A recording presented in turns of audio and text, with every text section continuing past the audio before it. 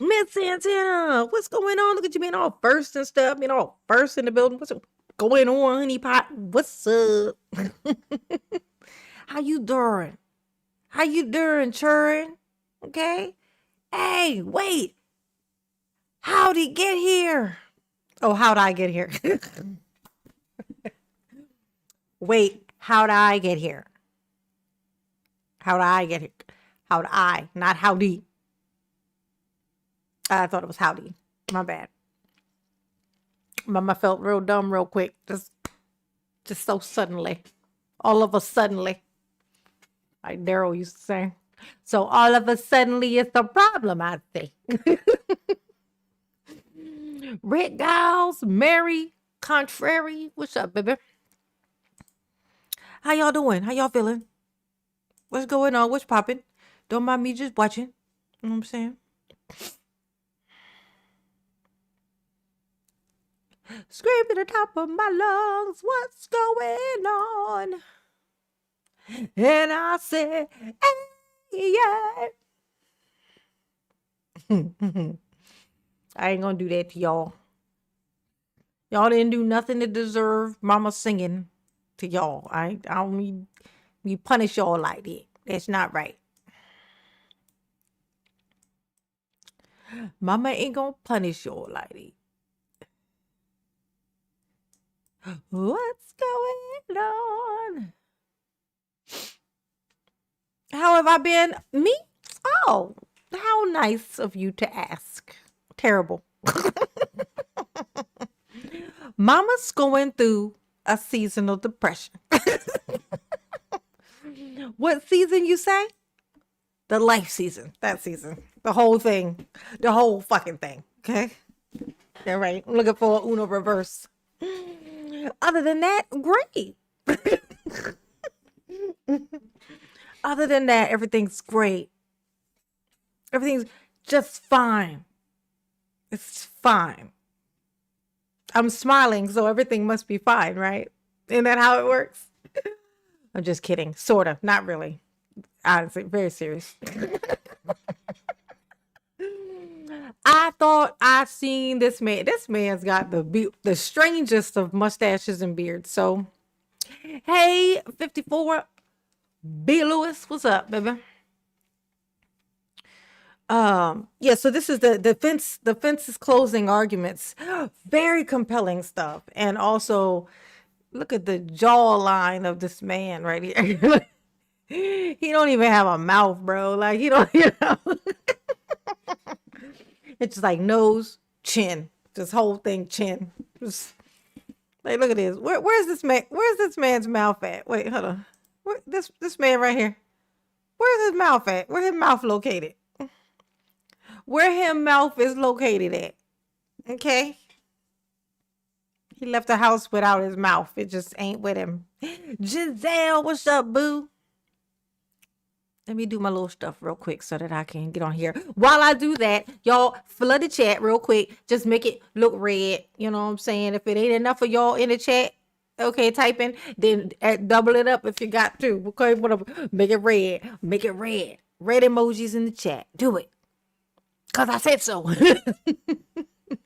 And also, let me know where you're watching from. You know what I'm saying? So that I can know where I'm on a screen at. Because that's how I travel. It's the only way that I travel. It's the only way that I travel is on y'all's screens. If somebody in Scotland is watching Mama's in Scotland. That's how that works. That's the math on that. I don't know what to tell you. Okay. It's just true. It's just true. I didn't make the rules. Just kidding. I did make that one. I did make that rule. Yeah, it was a series of unfortunate jawlines. It's got to be the place. It's got to be the area. I'm pretty sure that that's why this man wore this beard. This lawyer, he's probably got one too. And that's probably why he's wearing this beard, you know. Facial hair is a great disguise. Oh, Northern California. Look at that. Mama's in Northern California. There's a screen. I don't know if it's a phone or if it's a laptop, if it's a tablet, if it's on a big screen television. Because apparently some people watch YouTube on their TV. But mama's on that screen, which makes and it's in the screens in California. That means I'm in California. In Minnesota. I'm in Minnesota right now. Giselle's got me in Minnesota. It's true because I said it. Okay. It's true because I said it. As soon as I said it, it became the truth. That's how the truth works, okay? In Minnesota. Mm-hmm. Exactly. Let's see. Hit the like button for mama, please. Okay. It's good practice. It's just good manners. Okay. All right. Focus, mama. Focus. Wake up in the morning and I step outside and I take a deep breath and I get real high and I scream to the top of my lungs. What's going on? I don't know why that song stuck in my head. It must have been on a YouTube short or something. And I say, hey, yeah. It's catchy. It's a catchy one. I'm gonna tell you what's a catchy ass fucking song. That new Taylor Swift song is hitting. Okay, I ain't never seen this dance. Only Taylor Swift can make this dance seem like the coolest fucking shit in the wintertime. This is the move. Bitch, this is the move, okay? She did this and I was like, yep, I remember that. Yep, that's it. That's the move. All I want to do is this now. Oh my God. Oh my God. Yeah, Taylor Swift she has been tried and she has been tested in the waters of Kanye West and she is true. She's she just is. I love me some Taylor. I'm on a Taylor Swift month. Okay, let's see. Let's say 3 just for and okay. We gotta put us a goal on here. You got to have goals because what's life without goals? And also, mama just need to fucking have them, okay? Benjamin, what's up, baby? That's right. Number one. Need to do my thumb. Number one. Who's number one? I'm number one. Who's number one? I'm number one. Ooh. Thank you. Appreciate that. Lady fucking T. I'm in Las Vegas. Am I near the strip? Am I near the strip? Am I on the strip? Am I anywhere near that big ball that makes the pictures of the happy face of the dome thingy? I want to go see that. I haven't been to Vegas in like 25 years. Yeah, it's been about 25 years since I went to Vegas. And I want to go see that thing, that ball. I want to get one of those hotel rooms that's like right there, like kind of so that I can see it right out the window where it's like right there. I want to see that. I want to do that. I need to make a bucket list.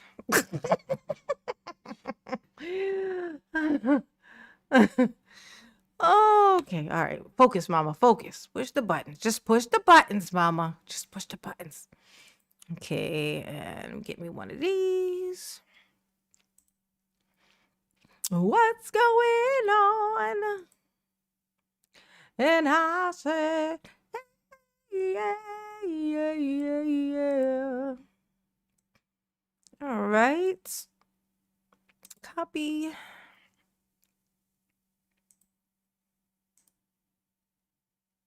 And paste. And pin. Got it. Nailed it. Did it. What? Make it happen, Captain. Make it happen, Captain. Ooh, ooh, ooh, ooh. Make it happen, Captain. Uh. Da, da, da, da, da. Ooh. Before we get started, y'all let me know what's been newsing. You know what's in the news. I'm calling it newsing now. It's I just said it, so now it's a thing, okay? What's newsing these days? Okay. What's interesting in the news that you guys are finding? What are you guys finding interesting in the news? Okay.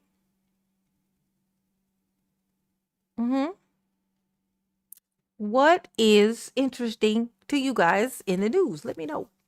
Mama could use suggestions of things to react to. I don't think that I really know my audience. I think that's what's happening. I don't really know my audience, clearly, because I'm clearly like coincidentally found my audience because the things that I choose to make videos about, the things that speak to me, don't speak to y'all, apparently.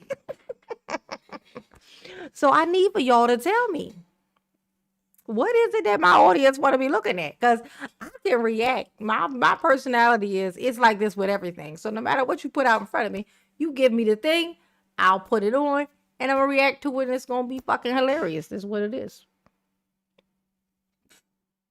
Shut up. Is people stuck in space in China? Huh. Let me peek at that. Okay. I'm gonna check it out. Stuck in space in China. Let me get me a little notes thing. I take some notes, you guys. Give Mama suggestions, because Mama's losing her mind. Mama's losing her mind and she needs some help, okay? She's losing her shit over here. She's losing her shit. Let's see. You love the trials, though. Yeah, but what trials? See, I mean, even me just knowing what trials, like which trials specific. You know what I'm saying? I could talk about anything. I like to, and I kind of like to get into some other stuff, like y'all. But y'all just gotta tell me what y'all like. Interesting new. Ooh, damn! I just made a mess.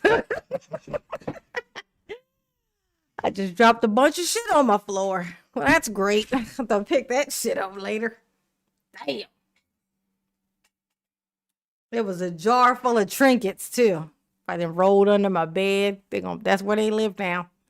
I don't know what to tell you. So people stuck in space, are they stuck in space? Ow. Oh, this one. Oh, okay. All right, well, let's hop on in here and see. Oh, Anna Kepner. Oh, let's see who that is. Oh, no. Heat flash. Heat flash. Oh. Oh. Oh, son of a bitch. Oh. The devil's work.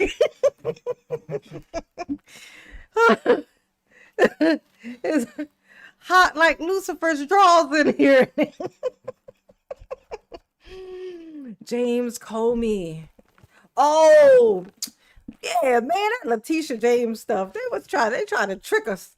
They try to trick us. It's like, I'm gonna tell you what, anybody who the government try to prosecute at this point, I'm like, clearly they don't care nothing about laws or illegal or nothing like that. So anybody who they point out and try to get you looking at, you already know it's some bullshit. Like, these motherfuckers is committing so many crimes. It's ridiculous. I hope that somebody's taking a note. I hope somebody got like a list. Is making a list of all these people so that when all this shit pass, we can go round up these motherfuckers and run them all through the courts. Okay? Lock them all up for the fucking illegal weird shit that they knew they was doing but thought they were just gonna get away with it. Oh, yeah. So that I almost fell for that Letitia James stuff. It's like they don't care nothing about that. They're talking about some $20,000. Somebody in a $20,000 loan or some shit, or or some stuff. Be like, we need to prosecute. We're like, y'all over here running crypto scams out of the White House. You want me to think that you really give a fuck about her $20,000 extra on a home loan or some shit? Oh, you concerned, is you? Yeah, okay. Oh, I know. Oh yeah, I got some cold water here, baby. Mm. Oh, I'm sure he was. I bet he was pissed as a motherfucker. I can't believe they went after James Comey. James Comey was like James Comey. Comey is like the G. You know what I'm saying? Like he a G. James Comey is a G, yo. Like come on. I'm like he tall too. Like James Comey used to be, you know, he was perfect for the FBI. Now we got fucking Cash Patel. Bitch, you know what Cash Patel looked like to me? He looked like the thing that I think is under my bed. You know, like if you looked under your bed, if you were scared, if you just watched a scary movie, and now it's like fuck, it's like 1 o'clock, you're exhausted, but you're tired, but you're scared because you just watched a scary movie. You know, you grew up with night terrors, so you know you gotta sleep with your feet tucked in real good in your sheets because you scared something go grab your feet. You know what I'm saying? You one of them kind of people. And you really start to think you hearing something tapping on the bottom of your mattress. Just imagine this with me. And you're like, what the fuck is that? It feels like something's tapping on the bottom of my mattress. Oh my God, what is that? Maybe it's just a bug walking, but it's like, you can hear it and it's like, it's too hard to be a bug. You're like, what the fuck is that? And you finally muster up the courage to just peek under your bed and you lean over the side like they do it, like the little girl do in the movies, you know. The Caucasian, let's be specific. The little Caucasian girl, look at the dude, look at me. We don't do shit like that. We jump off the bed to make it so we land right where the light switch is. You know, we go so we can hit the light switch before our feet hit the ground. That's what we gonna do as kids. The little Caucasian girl, she gonna lean down. She gonna it's how it is in all the scary movies. She gonna look under the bed. Cash Patel looked like what you would see, what that little girl would see when she looked under that bed. You see them crazy eyes. Oh my God. Cash Patel's eyes are a crime. Just the fact that he's even in that position says something to me that he knows something. He has something. There's something about this man that got him that position. There's some reason why nobody's fucking with him in that position. Trump told everybody, leave him the fuck alone. I'm putting him there. That's where he's at. Leave him the fuck alone. There's a reason for this. There's a reason for this. Because everybody else on the inside they hate all the other people who are like, you know, not Caucasians. But, and they talk shit, but they don't do it to Cash with them crazy fucking eyes. It's something about that one. He got some kind of inside information.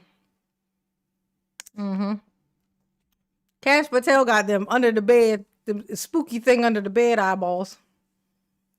He'd be like,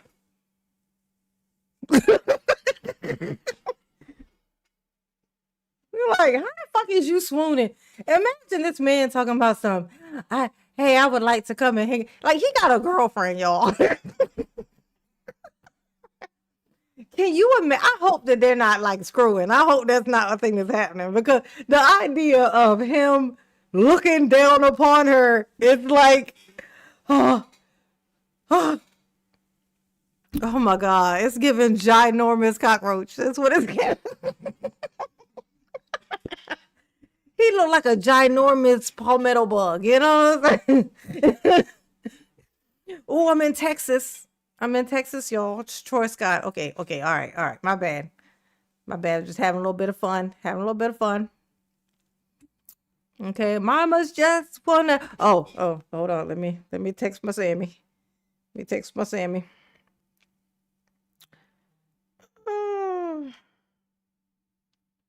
me see.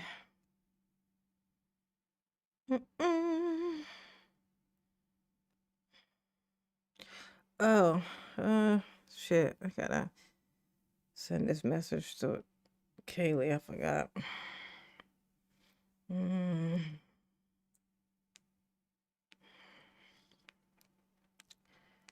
Ooh, ooh, ooh.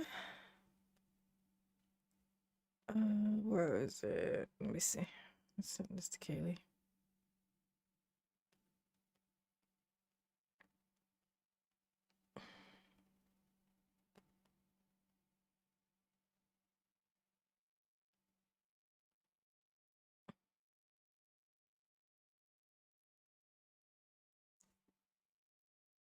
Okay.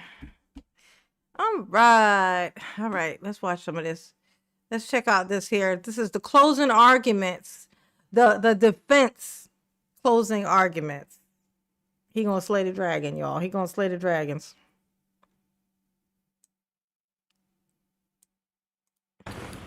There was no collision. There was no collision. There was no collision. Okay. Hey, y'all. There was no collision. Just in case you was wondering. Okay. He just said it wasn't 3 times, so clearly. I want to take a minute to start off with thanking you. I want to thank you for your attention. I want to thank you for your patience. I want to thank you for your diligence. This is not an easy undertaking. Most of all, I want to thank you for your courage, because courage is what this moment demands. Yeah. Not just to listen, but to stare directly at injustice and say, not here, not now, not on our watch. That's what you're being asked to do. That's right. Stare down injustice. Stare down the injustice. I want to start with a simple truth. Like You Cash folks, Patel do. not us, The little nobody girl else in the from courtroom. under the You bed. folks are the last line of defense. The last line of defense between an innocent woman and a system that has tried to break her, that falsely accused her, that tried mightily to bury the truth. This case was corrupted from the start. It was corrupted by biases and conflicts and personal loyalties that you heard about. And most fatally, it was corrupted by a lead investigator whose misconduct infected every single part of this case from the top to the bottom. In our opening comments to you a few weeks ago, we told you what to watch for. We warned you what to watch for. We begged you what to watch for. Watch for the physical evidence. Pay attention to the medical facts. Pay attention to the science and the physics.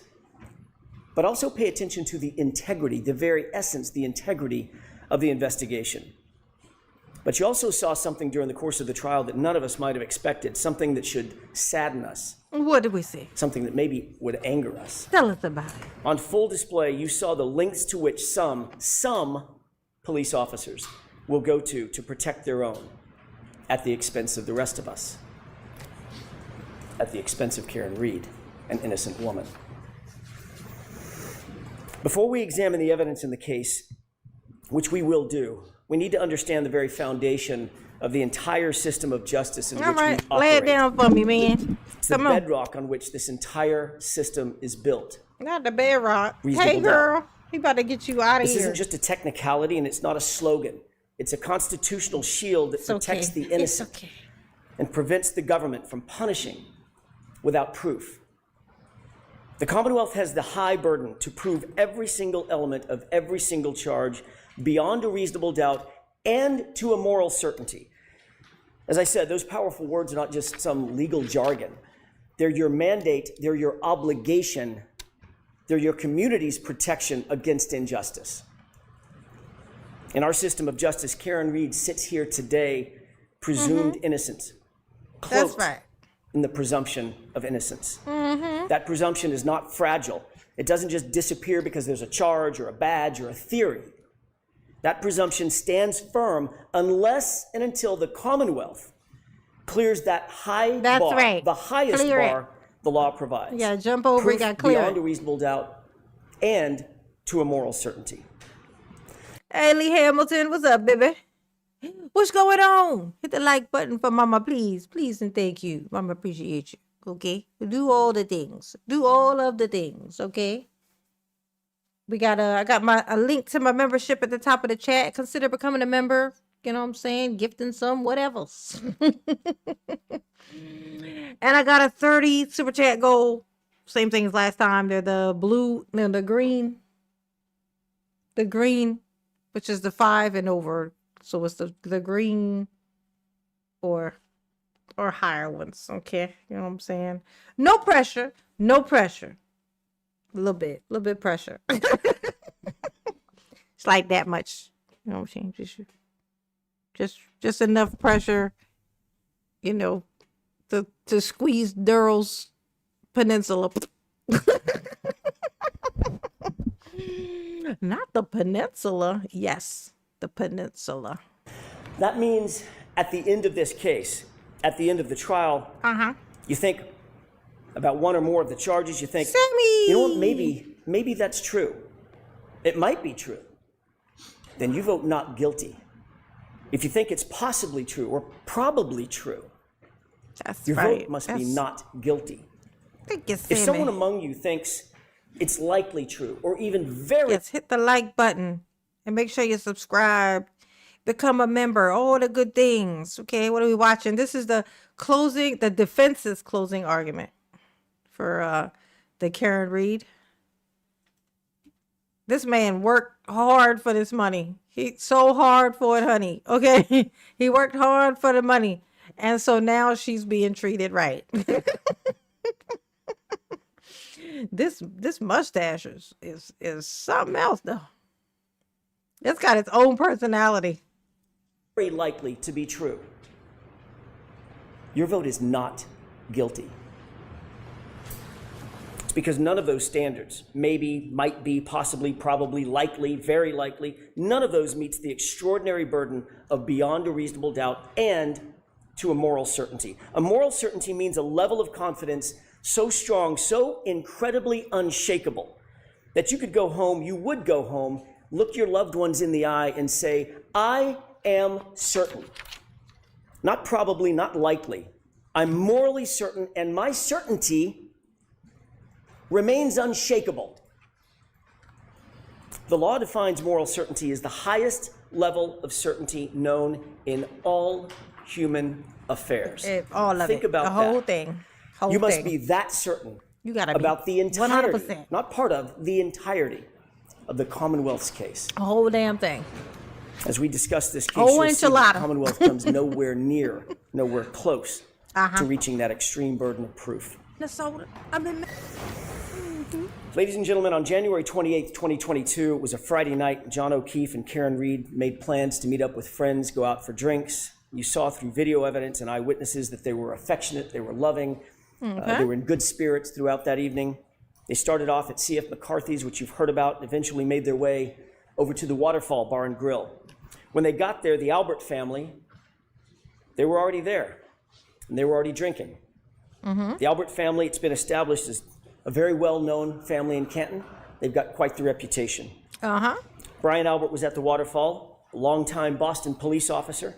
His wife, Nicole Albert, was there. She was with him. His brother, Chris Albert, who was a Canton board selectman, he was there. His wife, Julie Albert, their daughter, Caitlin, and his sister-in-law, Jennifer McCabe, whom you met, and her husband, Matthew McCabe, whom you did not meet. They were all there drinking before John and before Karen ever arrived. But also present at the Waterfall that night was Brian Albert's friend, Brian Higgins. We know that he had a romantic design on Karen.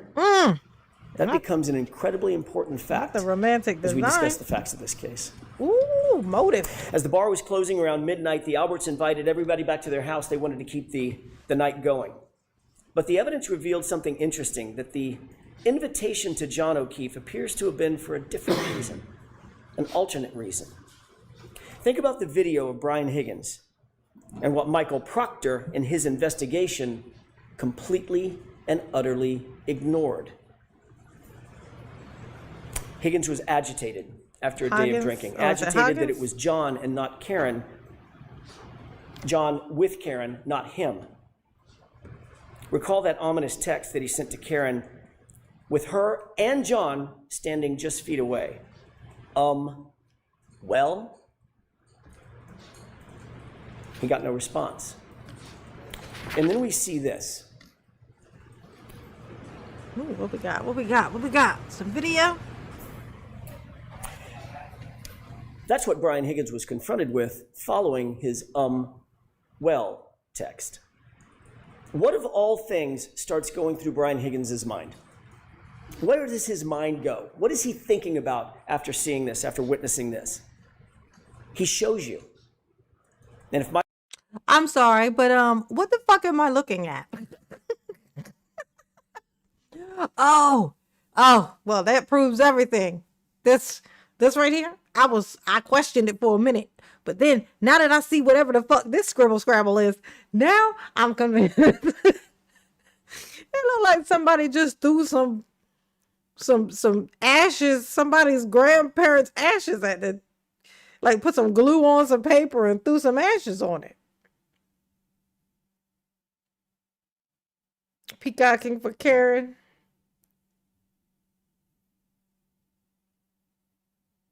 They'll say he was punching the air literally. She completely ignored him. His facial hair is weird. I know it definitely is an attention grabber though. I mean, I would take him seriously at his job because of his facial hair, to be honest with you. This definitely sounds like a man who takes himself seriously. Okay? And that's what you want in a lawyer. Somebody who takes himself seriously. All right?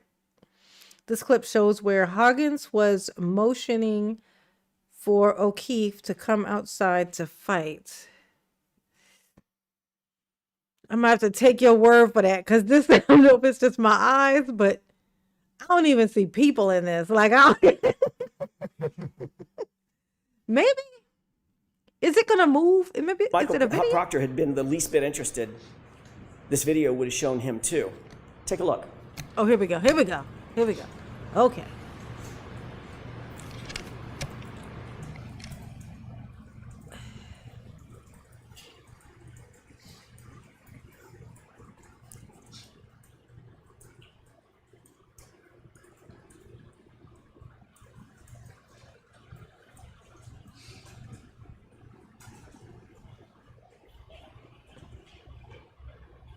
What the hell are they doing?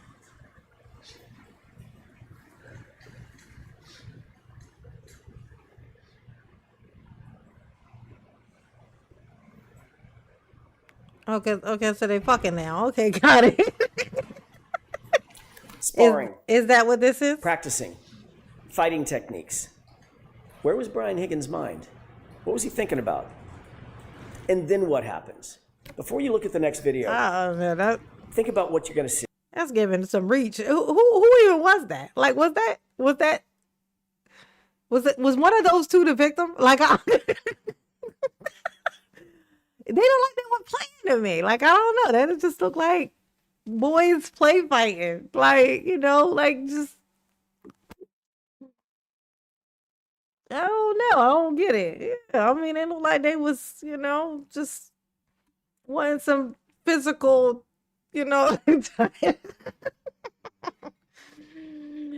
That's him horsing around with Brian Albert. Okay. See. This next video is after he sees John kiss Karen on the forehead, after he sends that aggressive text to Karen with her standing just feet away. Watch closely, and this is what you're going to see. Okay. This is what Michael Proctor and his investigation completely ignored. Higgins is very clearly upset. He's agitated. Chris Albert tries to control him. He tries to talk to him, calm him down perhaps. Chris forcefully grabs Higgins' arm. You'll see that in the video that you're about to watch. It appears that Chris is trying to calm him down from something. Okay. Brian Albert's standing right there with the other two men, but Brian Higgins is having none of it. He appears to be hyper-focused on one person and one person only, John O'Keefe.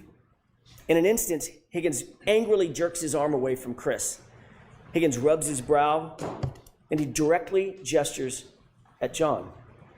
A gesture that looks a lot like, let's step outside. Let's go outside. But John looks at him, takes a swig of beer, completely ignores him. Take a look.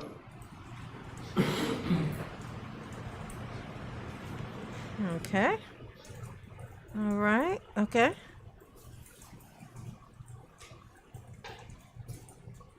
Okay.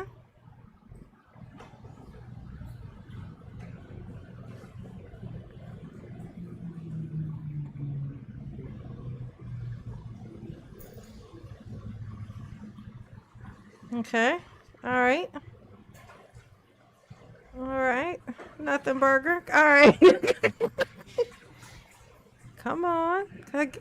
Something. A thing. Anything. One thing. Two thing. Michael Proctor, the lead investigator in this case, had all this footage, but he did. Maybe I'm looking at the wrong video. Let me look over here at the right video. Let me look at the little one on the right. Maybe I'm looking at the wrong one. I'm gonna watch this one on the right. This little one here. Maybe this is where the answers are. Okay. Okay. All right. All right. I'm seeing some. Okay. Michael All right. Proctor, All right.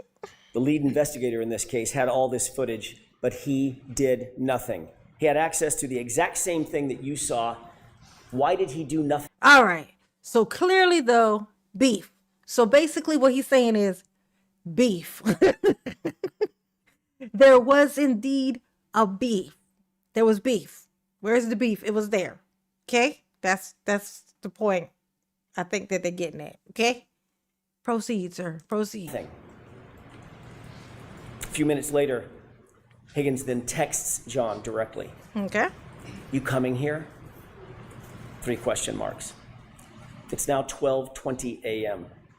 These guys are not good friends. They barely spoke or even acknowledged each other when they walked into the bar together, other than a quick greeting. So why was Higgins coaxing John over to 34 Fairview? You coming here after this? And why not text Karen? Because at that moment, he wasn't interested in Karen. He was interested in John O'Keefe. This is about 5 minutes before John gets out of the SUV and walks toward the house. About 5 minutes before Karen sees him alive for the last time. Okay. So what happened inside that house, or that basement, or that garage? What evidence was there for the investigators to look into? What did they ignore? Laceration over John's right eyelid, black eyes, a large dog at the home, an obvious dog bite on John O'Keefe's right arm, a head injury from falling backward onto a hard surface, alleged surface, a text from Higgins, one of the last people to ever communicate with John O'Keefe. Okay. You coming here? Those words now echo in the wake of John's death. But Michael Proctor, he didn't listen. When John didn't come back outside, Karen, very oblivious to what had happened, thinking she was just left alone in the car, out in the cold in the middle of the night, she got frustrated and she drove home. She arrived back at home and her Wi-Fi connected to her car or phone connected to John's Wi-Fi at 12:36 a.m. It's an important time, 12:36 a.m. Okay. She left John voicemail after voicemail after voicemail. Okay. He was unresponsive. He didn't pick up a single call. He didn't respond to a single text. The longer he didn't respond, the more upset she got. Her voicemails reflect that frustration after the fact. That's the frustration that you hear in her angry voicemails. Okay. All right. She uses harsh words and foul language. She's obviously said, "Fuck upset. you, bro." She's obviously irritated gonna not answer the because phone, he is you? didn't come back out of the house and he wasn't responding. Okay. But Karen did not know what you know. She didn't know what the investigators should have known. She didn't know what was happening with Higgins and Albert and with her boyfriend, John O'Keefe. When he didn't come home at about 5 a.m., Karen went looking for him in a panic. As you know, her worst fears were realized when she found John beaten, battered, bloody, and left in the snow in Brian Albert's front lawn. At 6 a.m., when Karen found John, you heard about the scene. It was described in detail. It was chaos. To use Mr. Brennan's word in his opening statement, it was bedlam. The screams for help by Karen, the yelling and the hollering, ambulances, emergency lights, fire engines, ladder trucks, paramedics, patrol vehicles, patrol officers, all of them swarming all over the lawn just under Brian Albert's bedroom window. And of course, as you learned during the course of this trial, this. Look at the jaw on this man. Like this man. Look at this man right here. Brian Albert, a sworn peace officer, a first responder trained. Look at this. That is the strangest face I've ever seen. I don't even want to know what it looks like when this man smiles. Like, I'm scared. I don't want to see it. I don't want to know. In being a first responder, never came out of the house. Look at his mouth. Never went outside to help a fallen fellow officer who was laying on his own property. Never came out. And you learn through the undisputed evidence that the lead investigator, Michael Proctor, for his part, never went into the house. The Commonwealth has struggled to try to prove that John O'Keefe ended up in Brian Albert's front lawn because he was struck by a vehicle. They have failed. They cannot and they will not ever be able to prove that John was struck by a vehicle beyond a reasonable doubt and to a moral certainty, because the science does not lie, the medical evidence does not lie, the physics do not lie. Their investigation was flawed from the start because their investigator was corrupted from the start by bias, personal loyalties. Wow, bro. So he wasn't even found in there. Like, when I tell you I ain't know shit about this, okay, till he just told this story, I thought his body was found like in him and Karen's driveway. Like, I thought the body was in their yard. It's in a whole nother piece of shit's yard. Somebody he's beefing with, apparently. Like, of course it was them who done it. How did they even come to the thought that, yeah, she drove around my house. There he was standing in the street. She struck him. He flew into my yard. Which we just left him there. You know, because logic. Yeah, okay. Folks, they cannot prove a collision. John O'Keefe was not hit by a car. There was no collision. Damn. So let's start there. I want to take a minute to discuss the actual science, the actual physics, and the actual medical evidence. Yeah, break it down for me, because I'm confused. The science, it's an old saying, is known as the silent witness. It doesn't lie, it doesn't forget, and notably, it doesn't take sides. If there was no collision, what are we doing here? Yeah, what are we doing here?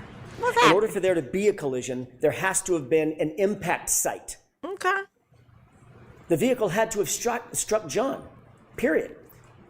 I want to remind you of some of the most important testimony in the entire. Oh, Troy Scott said, this is a small town corruption. The Albert family is very powerful family in that town. Must be like 8 people there, tops. Entire case, and it comes from the Commonwealth's own medical expert, Dr. Irini Scortibello, the Commonwealth's medical examiner, someone governed by law to make these decisions. Okay. We know that a person struck by a vehicle suffers massive trauma, broken bones, fractures, soft tissue damage, torn ligaments, contusions, soft tissue injury, severe tissue injury, crushing blows.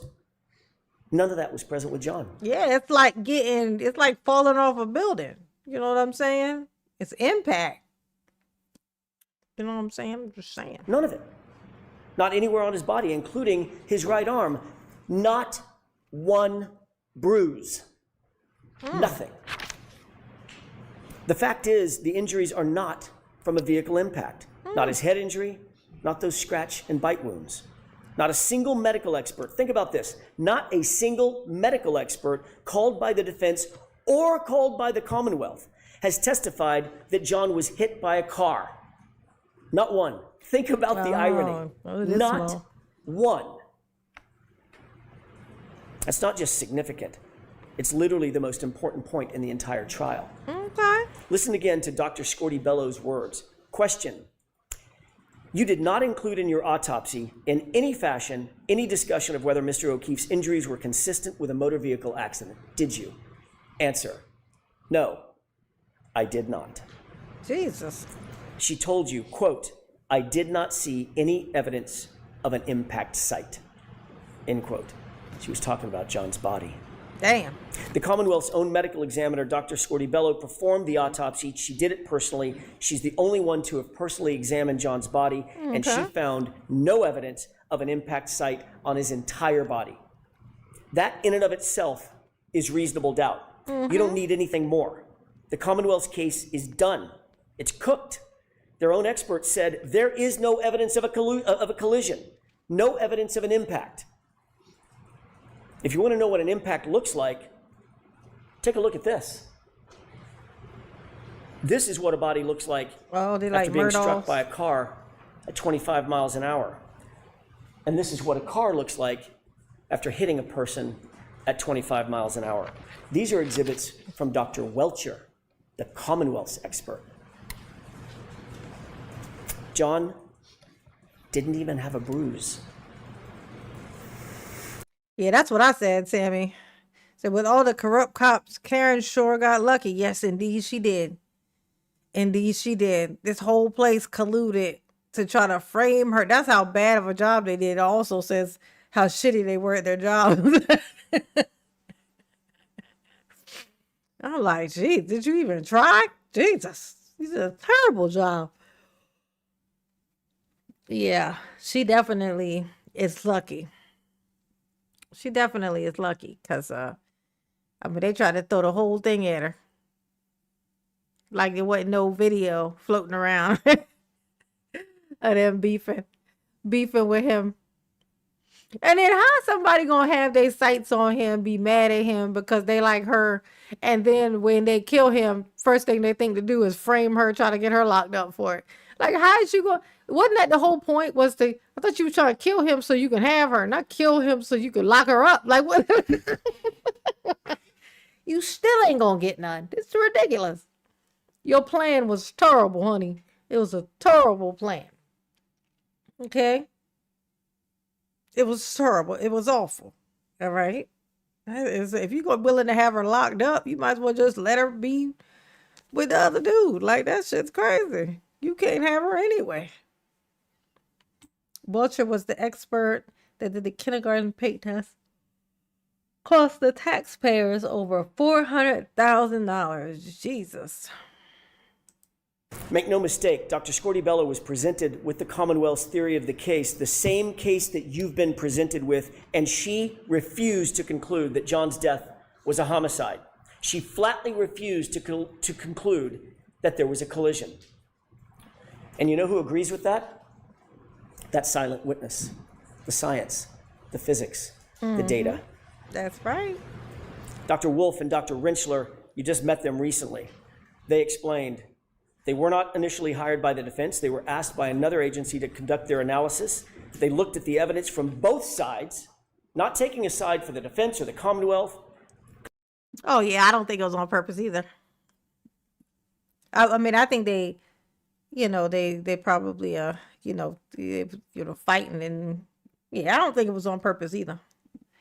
But, when you go trying to frame people, you know what I'm saying? Why not just frame a stranger? Why not say, there was a weird guy walking around.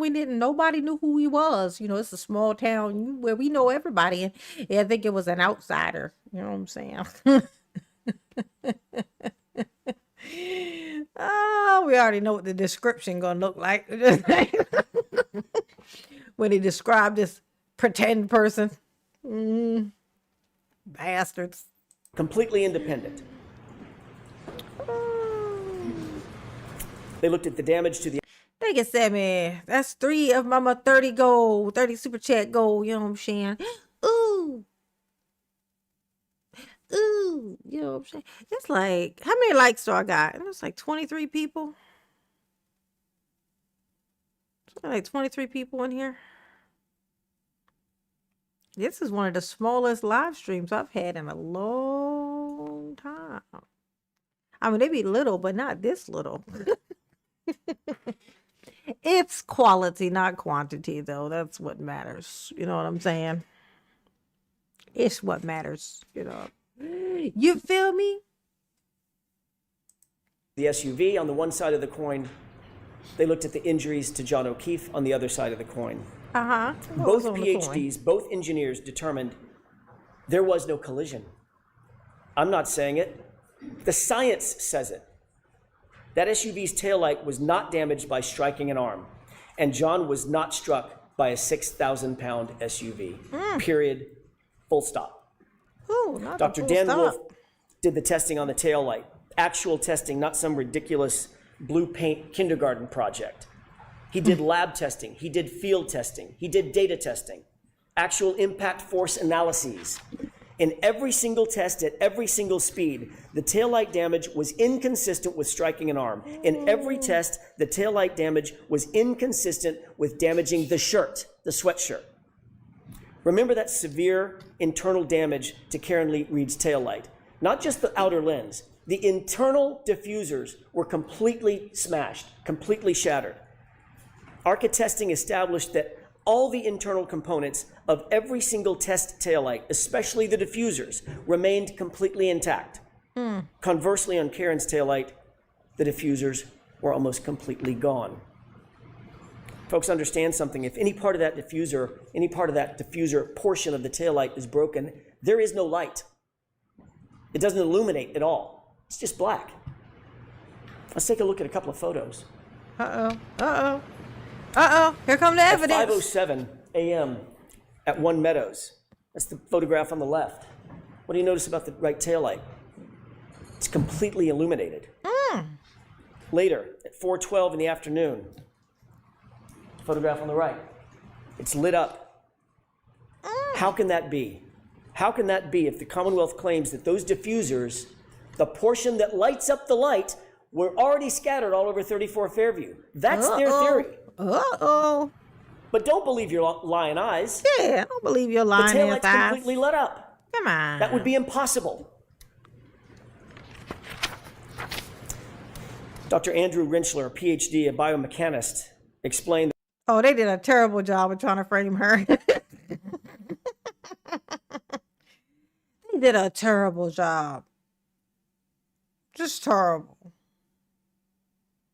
Trying to frame her. I know, poor dog. Oh, they didn't put the dog down or something, did they? Well, no, they couldn't have because they pretended like the dog did, like they said that. Oh my God, how do you try to say that? Like somebody get bit by a dog, and you be like, where did these bites come from? But like, those ain't bites. He got hit by a car. It's like, it's like, oh my God, the body. Where's the head? The head came off. Somebody decapitated and be like, no, he drowned. Like, he may have drowned, but then a shark ate his head. I'm just saying his head ain't there. Like, I ain't trying to tell you how it came off, but I'm telling you that it's gone. Like, oh, he got rehomed. Oh, it's terrible. at those speeds, the other side of that coin, John's arm would be basically destroyed. Contusions, swelling, torn ligaments, hyperextensions, dislocation of joints and bones, fractured, broken, and shattered. Yes. But as you know, John's arm was pristine, save those dog and claw bites. He didn't even have a bruise. Damn. Think about this. Think about that photo of those x-rays as you deliberate. Well, You can manipulate a taillight fragment. That's not that hard. You can't manipulate. Yeah, I'm gonna tell you this. If you get hit by a car, your ribs definitely getting fucked up. Like it's like the biggest part of your body. And even if it hits you on the legs, the impact of your upper torso slamming into the top of the hood gonna crack your fucking rib cage up. Like you just gonna be little fragments everywhere, just crack the high fucking heaven. That's the thing about being a human.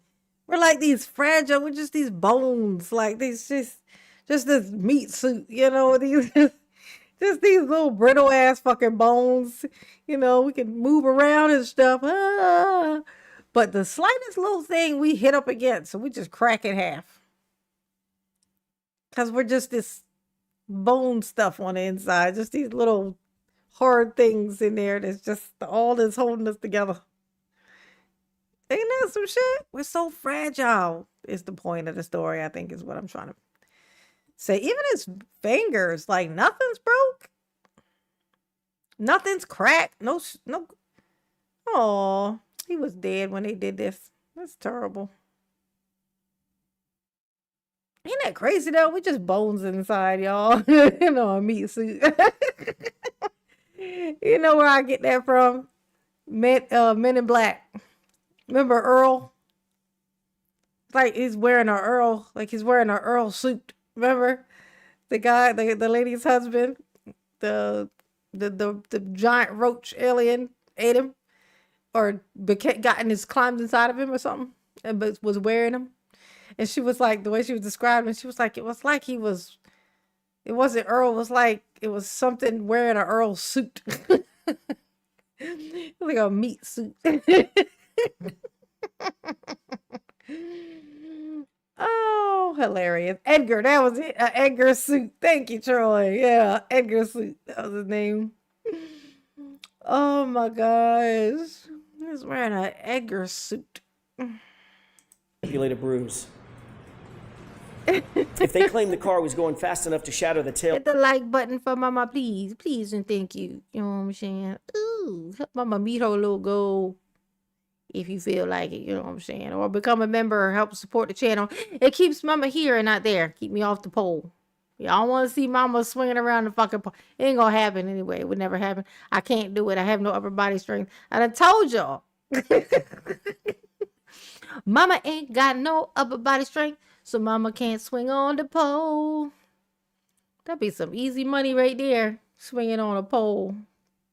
And have people just throwing dollars at you. That shit's wild, bro. If people do that, like, wow. You just climb on a pole, start swinging around, people start throwing money on a, like, literally just start throwing dollar bills at you. That's amazing. Amazing. Light and shatter the diffusers, that it was also going fast enough to destroy and shatter John's arm, and it simply did not. And it did. How do they square Look at that? that thing. They That don't, bone looks and they great. can't. So they spent nearly $400,000 of taxpayer money to hire someone to dress up and look like John and paint his arm blue, which told you exactly nothing. The ARCA testing, conversely, also established that it is impossible. Bitch, they did not do that. Is that a thing that they did?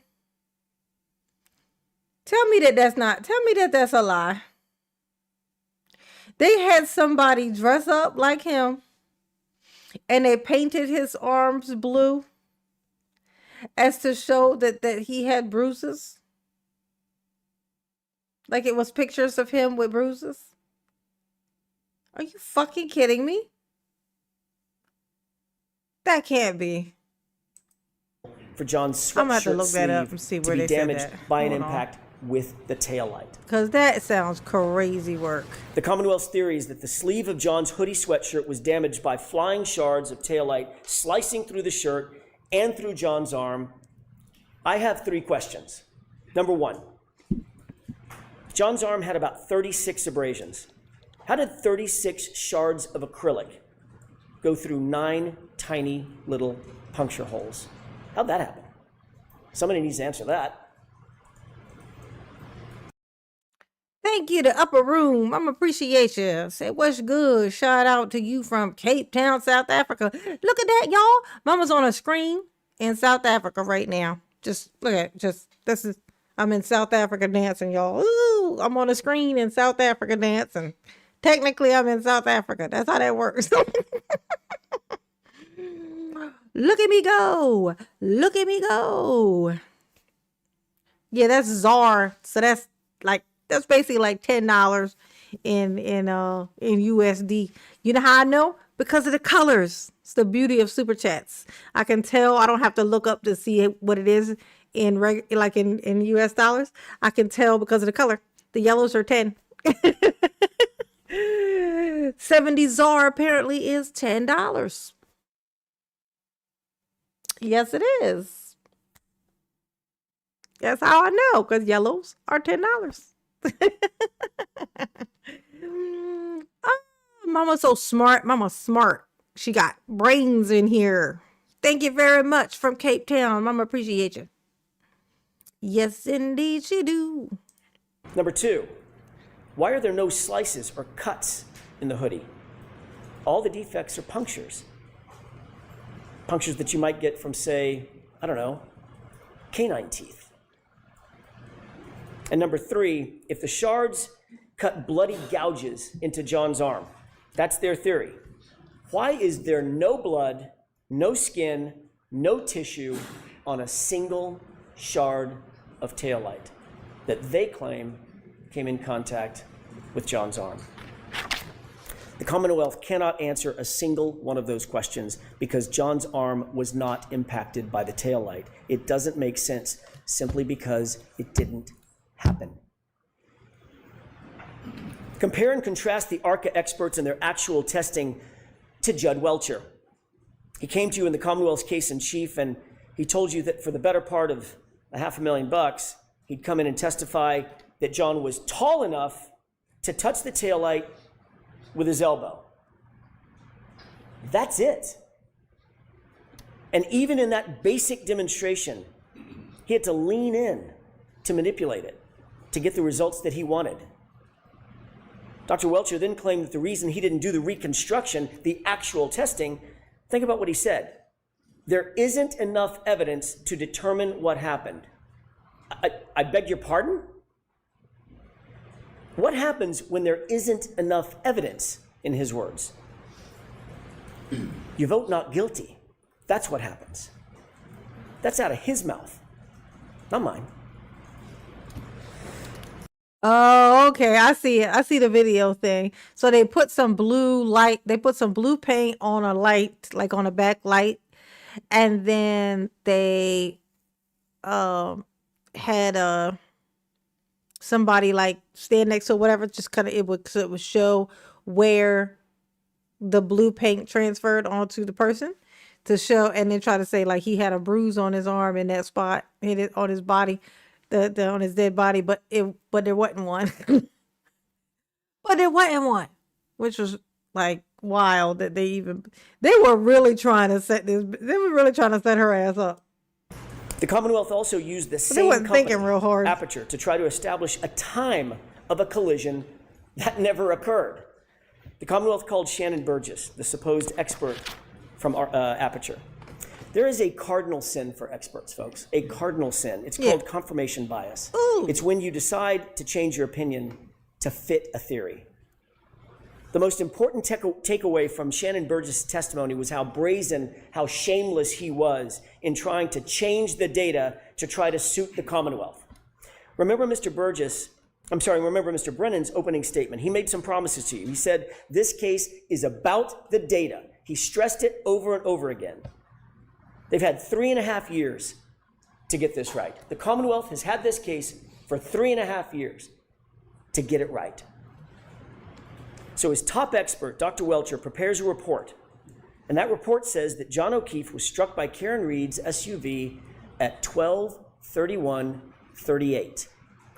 Note that time, 12:31:38. 12:31:38. He was struck, he was immediately incapacitated, he was immediately unconscious. So says Judd Welcher and the Commonwealth's theory.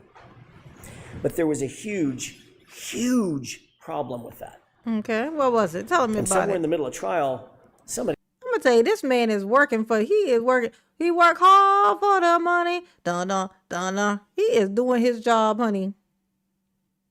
He is working for his reputation, for his numbers. Look at this lady over here. This lady over here is like, wow, this is a really good attorney. If I ever murder someone, I'm hiring him. must have realized it. They must have realized that the very data they produced unequivocally establishes that they are wrong about a collision. It could not have happened. Why? Because John was interacting with his phone after 12:31:38. Remember, the collision immediately incapacitating. How could he be interacting with his phone afterward? He was on his phone, opening his phone, checking his phone, reading texts on his phone, and locking his phone, all of it after 12:31:38, which is the time Welcher clocked for the moment of the impact. And he was taking steps and walking with that phone after 12/31/38 also. That's what their own data showed, and it devastated their case, and it devastated that false theory. Yeah, it was There terrible. must have been panic, I'm guessing, in the room. What do we was do a now? terrible The data idea shows for John sure. wasn't struck by the car. What do we do? Enter Shannon Burgess. Framey time. Question. Time to frame it up.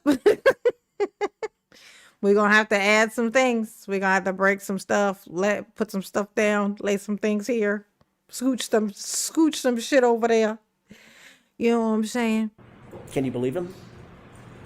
Can you believe Mr. I Burgess? bet he do got that. He came up. This is a man that deserves $1 million. He deserves millions. Okay. She is super fucking lucky. I'm just gonna tell you that right now. With a brand new story right in the middle of trial.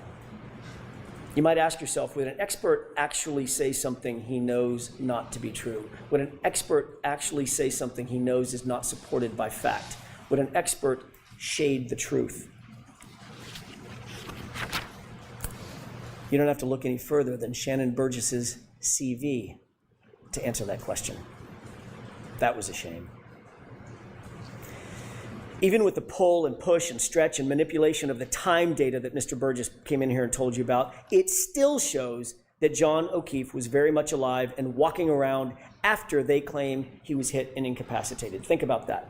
Matt DeSogra looked at Burgess's report and told you that in 30 out of 30 scenarios of the possible time skews that Shannon Burgess identified, he came in the middle of trial and identified all these other time skews that he called it. In every single scenario, John was alive and walking after they said he was hit. And that's a problem for them because there was no collision. Just look at Mr. Whiffen's data, Ian Whiffen. John O'Keefe took 31 steps at a steady rate, about 83 feet, and then think about this, in a westerly direction.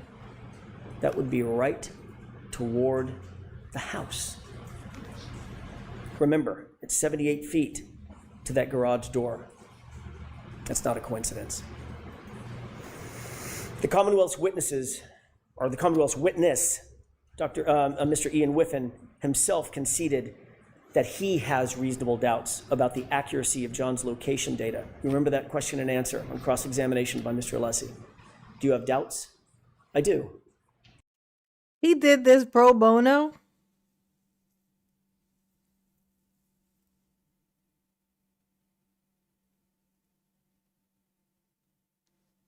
He could help and then are you serious? Oh, this man is an angel. He did this pro bono, y'all. He did this pro bono. Wait, how'd I get here? Said he couldn't live with himself knowing he could help and didn't. And that he would essentially bankrupt somebody. So he did it pro bono. Wow. Are you serious? Holy shit. Wow. You know what? Touched mama's heart. He touched mama's heart. Wow. Now, because also with it in mind that, like I said, like they're this town, like they, there's just these well-known people and they're all connected and shit, and they all just decided that they was just gonna frame her for this shit. And this man is like, it's like that's some. This is a movie. This a movie. He gonna have a movie. I wonder who's gonna play him in the movie, because there's definitely gonna be a movie. Did I mention the movie? Because it's gonna be one. Okay. Jesus. Wow. He's a fucking angel, y'all. Are those doubts reasonable? They are. And remember, it's still the Commonwealth's burden. If their own cell phone expert has a reasonable doubt about John's location, This lady over here is salivating. She John O'Keefe was inside, and the phone battery temperature further proves it. This is not speculation. This is science, and it's irrefutable. It tells us that he was not laying outside in the cold. He was inside somewhere a little bit warmer. Ian Whiffen told you that when the iPhone is exposed to freezing temperatures, think about these numbers. When the iPhone is exposed to freezing temperatures, it will drop from 81 to 21 degrees in 15 minutes. 15 minutes. That's a 60-degree drop in 15 minutes. Now look at John's phone. It was laying, according to the Commonwealth, it was laying directly on frozen ground. He arrived at 34 Fairview and his phone dropped only 20 degrees over the course of an hour. Then inexplicably, it stayed steady, never dropping below 50 degrees for the next 4.5 hours, never dropping below 50 degrees for the next 4.5 hours, basically through the entire night. He was not outside. He was someplace warmer, like a basement. Oh, he know where the body was. This man know where the body was. That's the bitch. I know. I'm gonna tell you, it was in the fucking basement. The bitches had him in the basement, y'all. I'm just letting you know. He was in a basement. You want to know whose basement? Because I know whose basement. I've been doing this way too long to not know whose basement he was in. So they had him in the basement. I'm gonna believe everything this man tell me. Okay, that's just where I'm at with this. Okay, so he was in the basement. So they killed him. Well, we could say by accident, or it happened. They were fighting and he died in that. And then of course, them being cowardly fuckers, they were like, "What are we gonna do? I don't know." And then they ran around in circles like chickens with their head cut off. And then they were like, "What can we do? We gotta blame somebody else for this. It's our nature, we gotta blame somebody else. This gotta be somebody else's fault. We can't, be held accountable. Come on. We can't do that. So we gotta find somebody to blame for this." Oh, I know.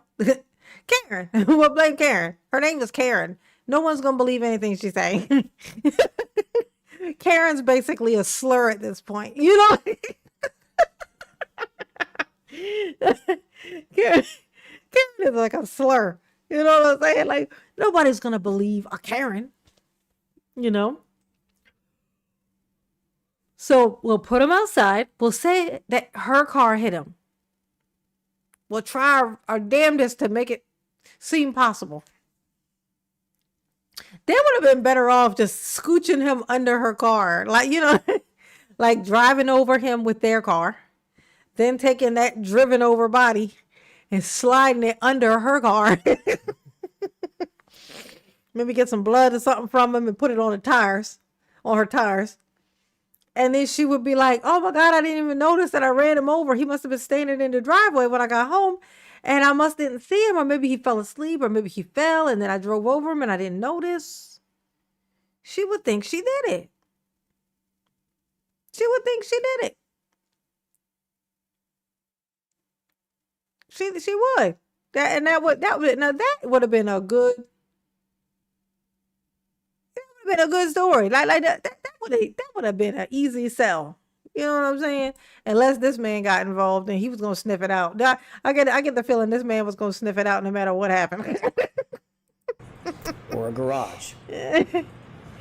Dr. LaPosada confirmed that John O'Keefe did not have hypothermia. No telltale signs, no telltale Wisniewski spots, no frostbite on any extremity. He did not die of hypothermia because he wasn't outside.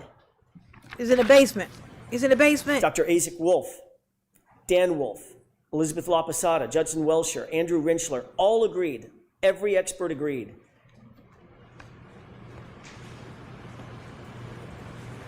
This is how John O'Keefe died. A rearward fall from a standing position.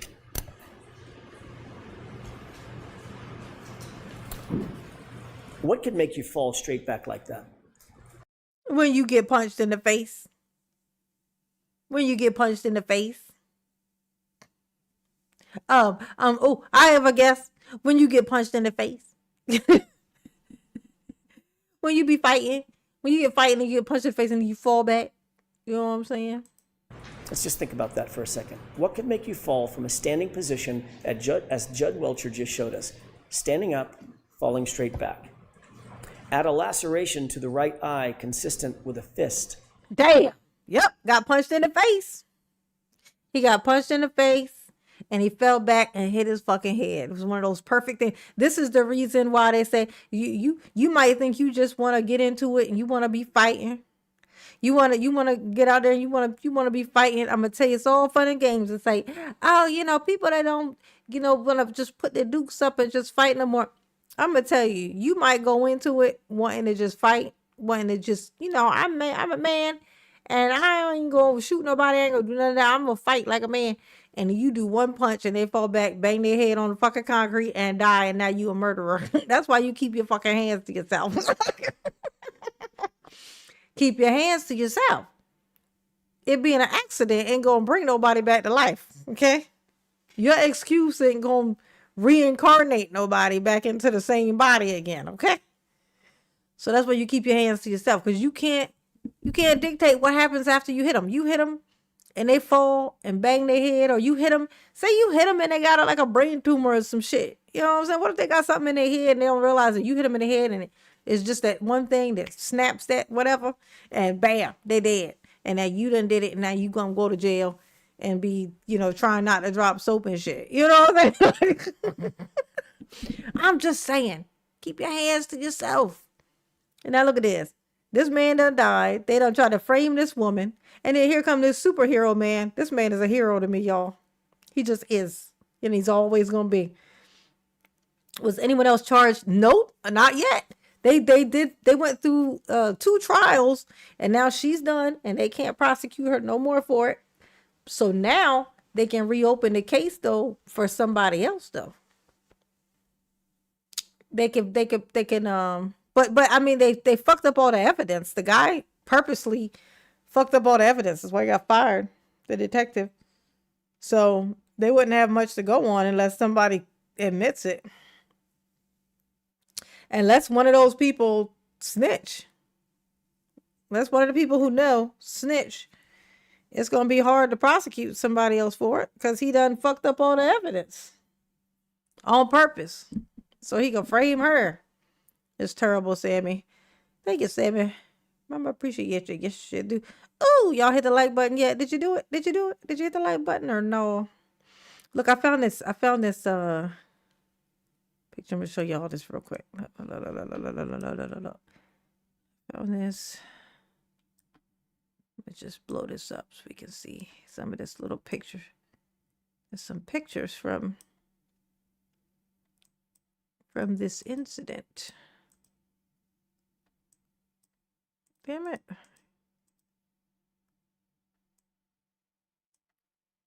can make this big. So this is that paint thing they were talking about. Hold on. Okay. So this is the paint thing he was talking about.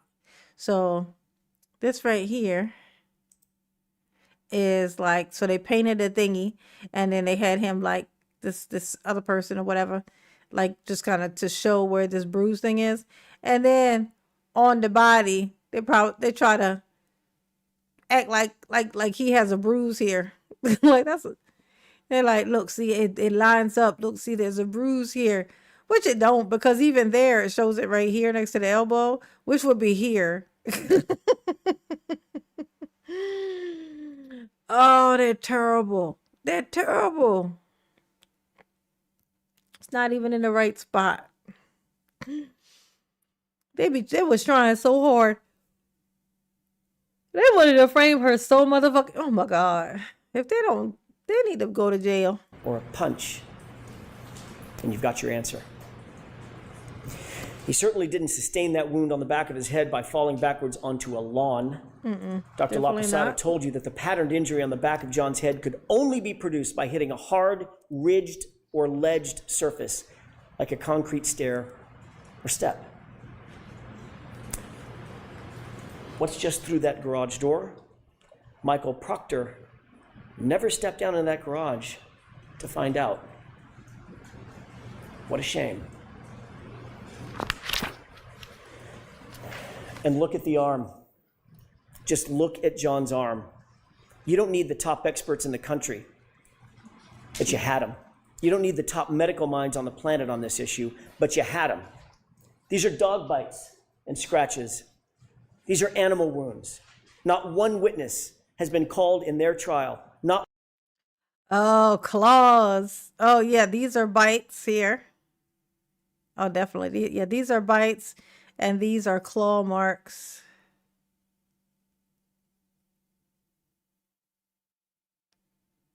They sick the dog on him. That's fucked up. Got him by the elbow. Poor thing. That's a rough way to go. And then they try to make sure you don't get no justice by framing your girlfriend for your murder. And then after she go to jail for it, you know they're gonna talk shit about, like it's true. Like they don't remember that they framed her. They're gonna talk all over the place talking about how much of a murderer she is.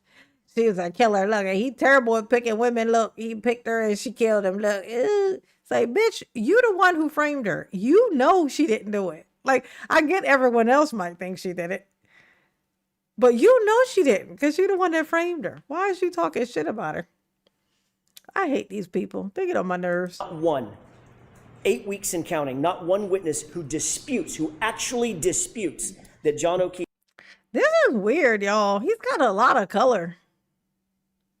That's a lot of color for a dead body.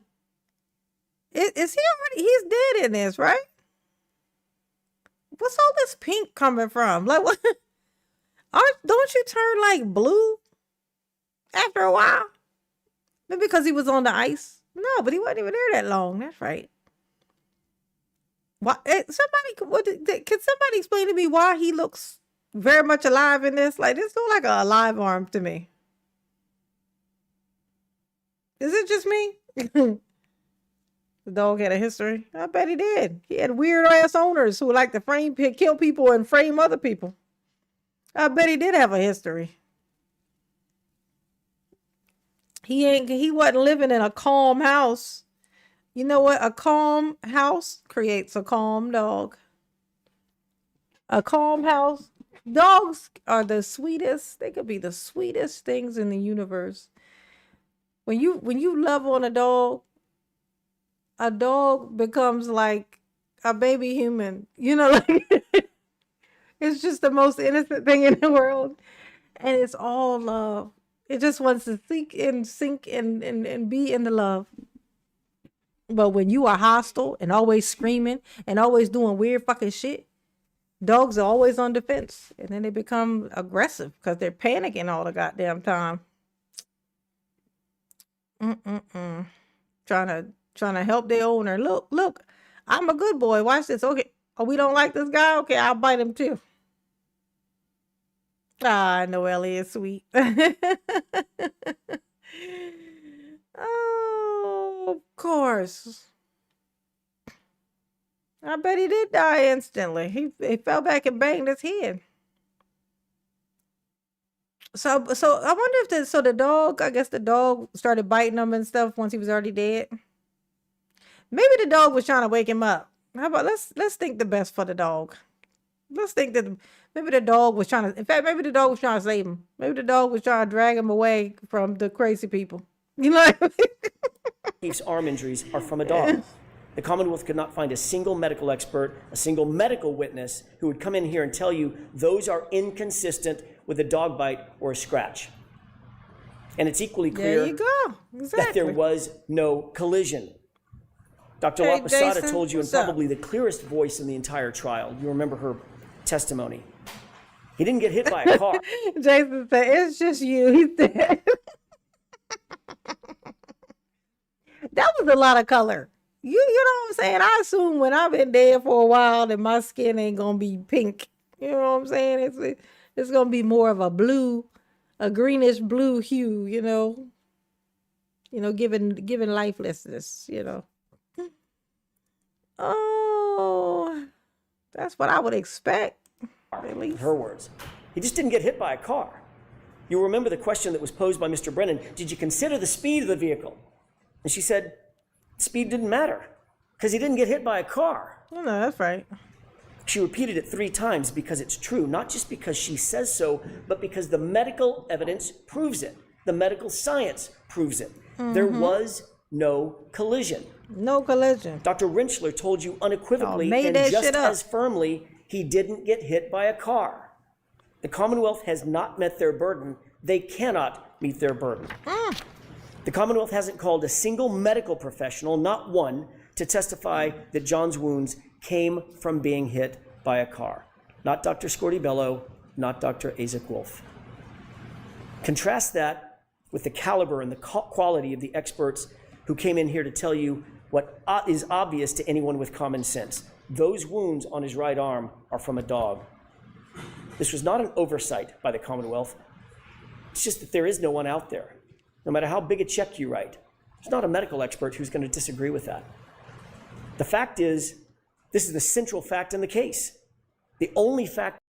I'm so impressed with this man. I don't know what to do with myself. I'm smiling inside just thinking about it. Like, this man in his well-pressed, prestige, tailored, a very tailored suit. Okay?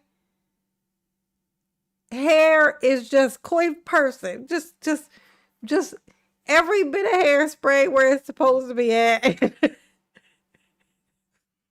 has come in here because he know he can. Like it's like, man,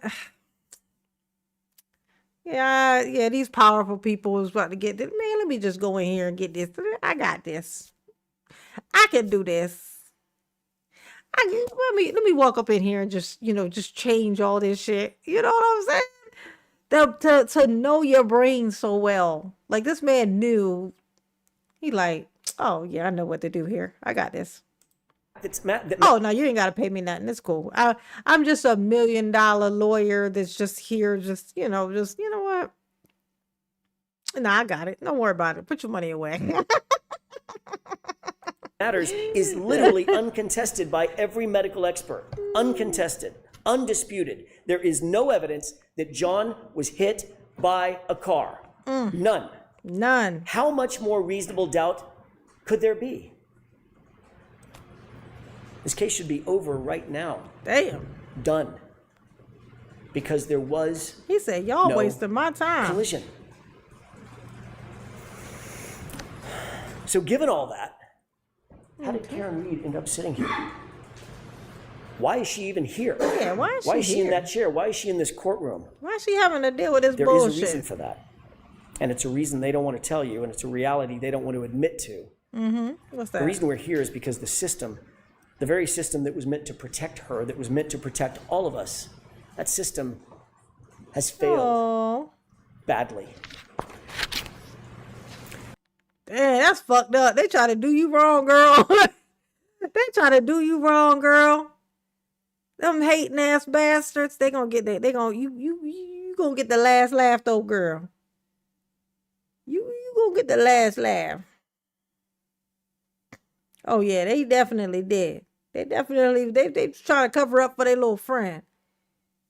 Yes, they was, but they done fucked up. So now let's discuss the facts that were and were not presented by the Commonwealth in this case. Over the next few minutes, I want to talk about the utter failure of the police to investigate this properly tell us about and the to utter investigate failure. this There fully. was a lot of utter. The utter was a And what you're going failure. to see is that Michael Proctor, the lead investigator for the Commonwealth, did nothing to actually and properly investigate this case. Let's start with the house. That's the most logical place to start. I think you'd agree. Brian Albert's house, where John's Hit the like button for mama, please. Please and thank you. You know what I'm saying? I got my super chat goal is 30 super chats.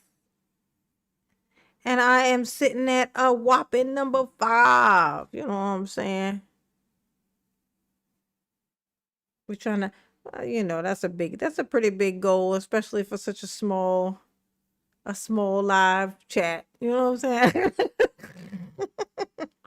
putting a little too much pressure on my babies, and it's, my goal is bigger than the amount of people that I have in here. It's all just a little bit of history repeating. I didn't know. How was I supposed to know? How was I supposed to know? Body was discovered Yeah, she lifeless gonna be rich. in the lawn. She gonna be rich for this. A man, a police officer, is found dead on the front lawn, and no one secures the scene. Exactly. No tape, Nope. no preservation of evidence, no crime scene log, no search warrants, no consent searches, no photographs of the house interior. They didn't treat the house as a crime scene, and shamefully, they didn't even treat the yard as a crime scene. Damn. The lame excuse offered by retired Lieutenant Gallagher: it was really cold and windy, and I didn't know if there was a crime that had been committed. What? You didn't know that a crime had potentially been committed? You have a man laying dead in the yard, and here are the undisputed facts that those officers were confronted with. Black eyes. Obviously, black eyes are consistent with a fight. Bloody Exactly. nose, also consistent with a fight. Damn. Bleeding from the face, consistent with a physical altercation. A cut over the right eye, consistent with a punch. No coat in the freezing cold, not dressed for outside, dressed for inside. And one shoe on. I wonder where the other shoe could be. I don't know, maybe in the house 30 feet away. Damn. And then you find a broken and shattered drinking glass next to him, the type of glass that you might find, I don't know, let me think about this, in a kitchen in a house 30 feet away. And John's phone was tucked neatly under his back shoulder. Bitch. Not neatly. Lieutenant Gallagher actually claimed he did not know it was a potential crime that needed investigating. Oh, Kevin, you need to be The fired, neighbor sir. across the street, Detective Lieutenant Kelleher, had a ring camera that was pointed at the exact direction where John O'Keefe would have been hit, and nobody bothered to secure it. Nobody bothered to secure it. Nobody even bothered to look at it. Of course this was a potential crime scene. Of course it was. Let's not forget, this was Brian Albert's house, and that comes with privileges. Quote, is the homeowner going to catch any shit? Nope. He's a Boston cop too, end quote. That quote starts to make a little more sense now, doesn't it? Uh-huh. Michael Proctor wrote those words just hours after John's body was found. He sent this in a private chat, in a private text he never, ever believed would ever be revealed. He sent that text Damn. in a series of messages that now belong to you. You weren't given the opportunity to hear from Michael Proctor, but you can read his thoughts for yourself. And I urge you, go read them. They're in Exhibit 209, in case you're wondering. But here are the highlights. Proctor starts the conversation. Damn. You want to make sure everybody can pull the stuff, knows exactly where to go to find the thing that's just... Is this what a good lawyer look like? This is what good lawyering look like. He knows this shit inside and fucking out. Quote, all the powers that be want answers ASAP. He's getting pressure, obviously. Get this done. His friend then asks what Proctor's probably thinking at the time. Quote, I assume you guys are out to make it cut and dry since it involves cops. Something stinks. And Proctor responds, yeah, to the something stinks. And then he goes on, but there will be some serious charges brought on the girl. Think about that.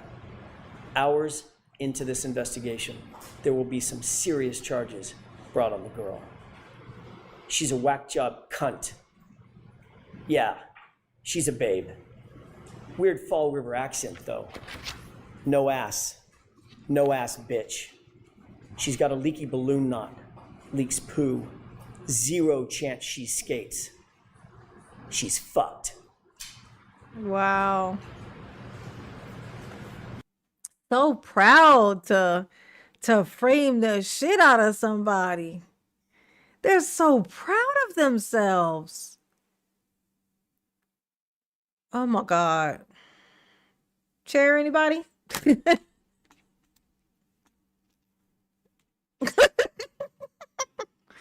Just asking for a friend. I'm just saying. I'm just, you know. Oh my God. And he ain't gonna get punished. He better go to jail for this cop. And up to this point, Michael Proctor had done zero investigation. Nothing. Save talk to a grand total of 3 people, all of whom were named Albert or McCabe. Wow. That's it. And this was his mindset. So you are an officer. You come to a place, you find a dead body on a front lawn. You don't go inside the house. You don't secure the area around the body. You blame the only person who ate there. Then did I mention you don't go inside the house? Did I mention that part? Because I'm supposed to mention that part. I hope I did. Did I mention it? Okay. Oh my God. It's giving what in the hell? This is the same lead investigator who sent the group chats that you heard about with Sergeant Buchnick. Late night, sitting at his office, rifling through Karen's phone, bragging about looking for naked pictures of her. That text wasn't sent to his buddies or his friends. That text was sent to his supervisors at the Massachusetts State Police, for God's sake. And what was their response? Sergeant Buchanan liked this conduct with a big old thumbs up. Jesus. He encouraged it. Ladies and gentlemen, a lead investigator every investigator is supposed to be objective, an objective fact finder. No bias, no agenda. Michael Proctor went far beyond just insulting Karen Read. He dehumanized this woman. He betrayed her as a human being. He was fired for this blatant bias. If the Massachusetts State Police can't trust him, how can you trust him with this investigation? Nice. And with your verdict? And with Karen Read's life? The lead investigator in a murder trial was never called to testify. Think about that.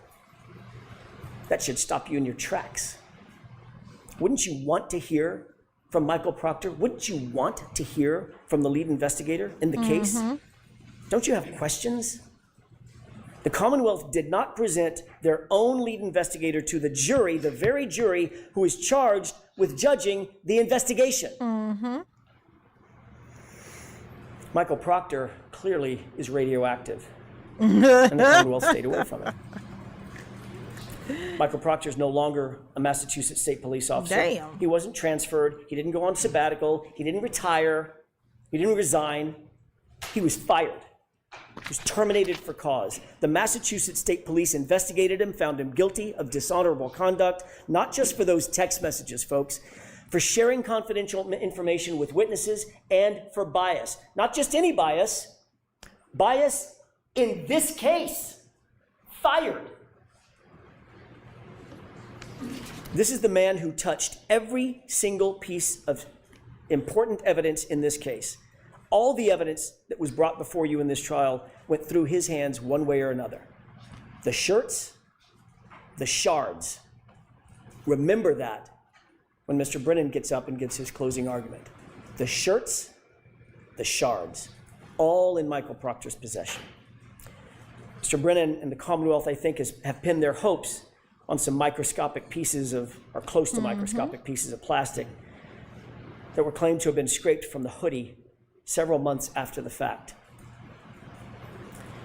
What he failed to ask every single witness is who had access to that shirt and who had access to those taillight fragments, and the answer is it was Michael Proctor. Not for days, not for weeks, for months on end, for months unaccounted for, before they were submitted to the crime lab, before they were ever scraped.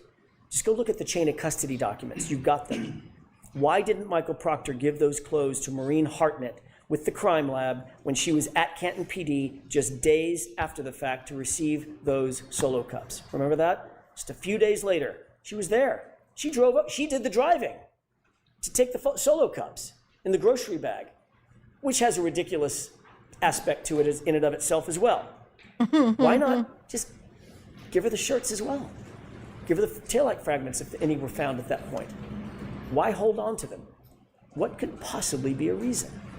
Why wait until March to book those into evidence? Now let's talk about some of the other problems with the Commonwealth's evidence. As I indicated, there was no blood, no skin, no tissue, no DNA found on a single piece or shard of the taillight that the Commonwealth claims cut and sliced into John O'Keefe's arm. Where is that trace evidence? Yeah, where is that? that biological evidence? Let me see it. The DNA. Where is it? They've got nothing.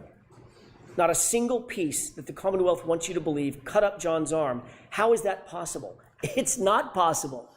The only way it's possible is if those shards never touched his arm. Because it was a dog. Oh, and the one sample of DNA that they did find, by the way, was found on the outer, smooth part of the housing. Not any shard, it was the outer, smooth part of the housing. Nothing that they claim actually came in contact with John O'Keefe. Number two, that sample had DNA of two other men, two other unidentified males. That tells you that that DNA had nothing to do with a car strike. That DNA would be expected to be, John's DNA would be expected to be all over that car. Inside, outside, he had access to that car for months and months and months. He was in and out of it all the time. Show me some blood, then we'll talk. They can't, and they won't because it doesn't exist. That SUV never hit John. The hair found on the bumper. The Commonwealth really stretched its own credibility on this one. That magic little hair on the SUV supposedly survived a 37-mile drive in 47-mile-an-hour winds. But that little magic hair just clung there, just hung on. That same hair that moved in between photos in the Sallyport. Remember that? There were two photos taken, and it was either the breath of the photographer or just the movement of walking by the hair. It literally moved between the two photographs. But that hair is supposed to have hung on in a 37-mile drive in a blizzard? The only thing that hair proves that the Commonwealth is embarrassingly grasping at straws. That hair has nothing to do with anything. But it doesn't stop there. There was another revelation at trial, a big one, a huge one, and it came from a very unlikely source. Christina Hanley, the quiet, reserved criminalist who told you something the Commonwealth likely did not want revealed because it's devastating to their case. Absolutely devastating. And it's this. The glass on the bumper didn't match the cocktail glass. None of it. Remember, February 11th, Michael Proctor, without any other person with him, no witness, no supervisor, no other person with him, claims to have found a single piece of glass at the scene. February 11th, single piece of glass, Michael Proctor. Keep that in mind. Interestingly, the glass on the bumper that didn't match the cocktail glass, one piece did match one other thing. The Proctor glass. Those two go together. The only two things that go together from that bumper are the Proctor glass. We know that there's no glass in the taillight. We know that nothing else was shattered on the vehicle. Therefore, that glass had to be placed there. Didn't come from a crash, didn't come from a cocktail glass. So how did it get sprinkled on the back of the bumper? Whose proverbial fingerprints are on that glass on the bumper? The only thing it matched was Michael Proctor. What about the Ford Edge and that snowplow driver, Brian Loughran? He observed that Ford Edge parked outside Brian Albert's house at 3:30 a.m. That vehicle was moved directly in front of where John's body was found sometime between 2:30 and 3:30 in the morning. The only person connected to a car of that make and model, Brian Albert. Michael Proctor did nothing to investigate that point. Did nothing to investigate whose Ford Edge was parked in a spot specifically to block the line of sight in the exact position where John's body would be later found by Karen Reed. No one, not Michael Proctor or anybody else, checked it for evidence. No one even asked any questions about it. That Ford Edge, Brian Albert's Ford Edge, completely ignored. Michael Proctor failed to interview obvious witnesses in this case. Why? Why didn't he want to speak to the snowplow driver, Brian Loughran? Why did he falsely claim that no one plowed the roadway that morning? When police dash cam video, you saw the dash cam, It shows plows going back and forth all morning. Why did he wait so long, years even, to interview Heather Maxson and Ryan Nagel, individuals who were literally outside 34 Fairview at the exact same time John and Karen arrived at Brian Albert's house that night? Brian Loughran, had he been investigated or interviewed, would have told Michael Proctor that he drove past the lawn multiple times on January 29th, and there was no body on the lawn. He would have had a perfect view. Remember, the weatherman told you there was only enough snow at that time. I think he said, in a very charming phrase, only enough snow to track a cat. I think that was it. There was no body there. Heather Maxson and Ryan Nagel would have told him that they arrived at 34 Fairview shortly after Karen and John pulled up behind them, and they would have told Michael Proctor, at least Heather would have told Michael Proctor, that when she left 10 minutes later, she drove past the SUV and observed Karen Reed in the driver's side. A Badge Bunny. You know what I thought you would, you know, that's like a singer, like, you know, that's like this whole thing they're talking about, like the Super Bowl. It's like Puerto Rican dude, Bad Bunny. Who's gonna play the Super Bowl, and it's like this whole big thing. That's what I thought, Badge Bunny. I thought it was like a play on words from that, but I think it's just supposed to be a badge, like a lady who like hops from cop to cop would be like a badge. People with badges, like a Badge Bunny, you know, because hop, you know. I've never heard that either. Yeah, it's my first time ever hearing that, a Badge Bunny. I would call it like a copper hopper. That's a better one, ain't it? You like that one better? Troy, which one's better? A Badge Bunny or a copper hopper?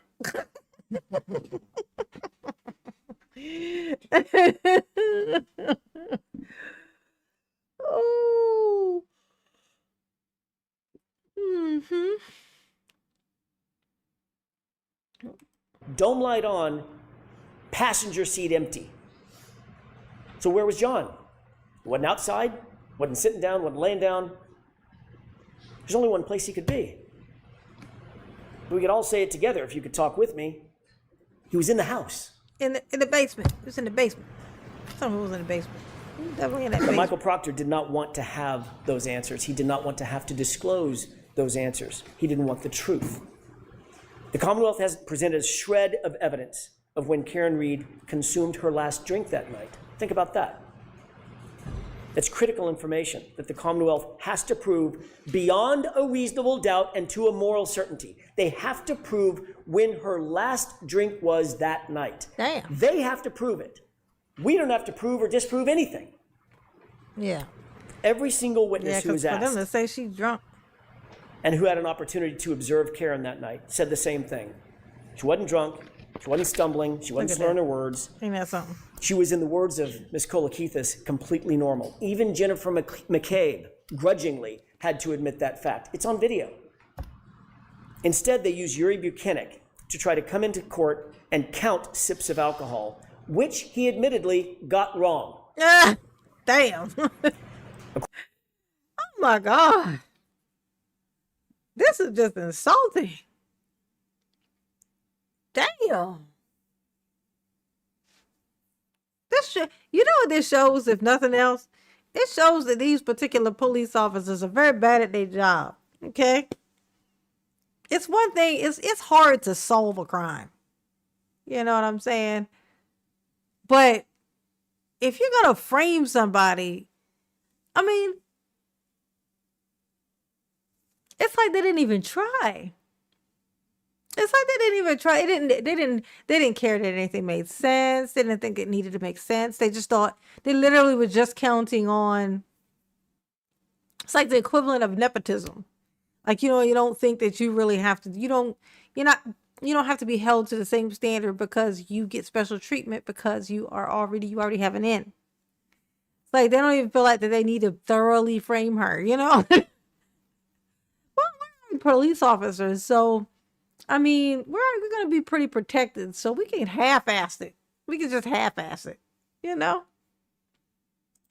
According to Ian Whiffen, the It's Commonwealth's own insulting. expert, the location data, using location data on John's phone, showed Karen driving lawfully. She was driving safely. She was under the speed limit. She was slowing and stopping at stop signs, slowing around corners. And her taillights And Ryan work. Nagel corroborated that when he saw her make that left-hand turn onto Fairview. The Commonwealth has an incredibly high burden to prove win, that Karen was driving under the influence. They have failed to prove that beyond a reasonable doubt and to a moral certainty because it depends on when she had her last drink. What happened after she got home and she was upset with John for not coming back out of the house? That's a good one, right, Jason? You like that one? The That would copper answer that hopper? question. As you well know, no one searched the house for signs of a struggle. Not that night, not the next day. I'm talking about 34 Fairview. Not ever, not once.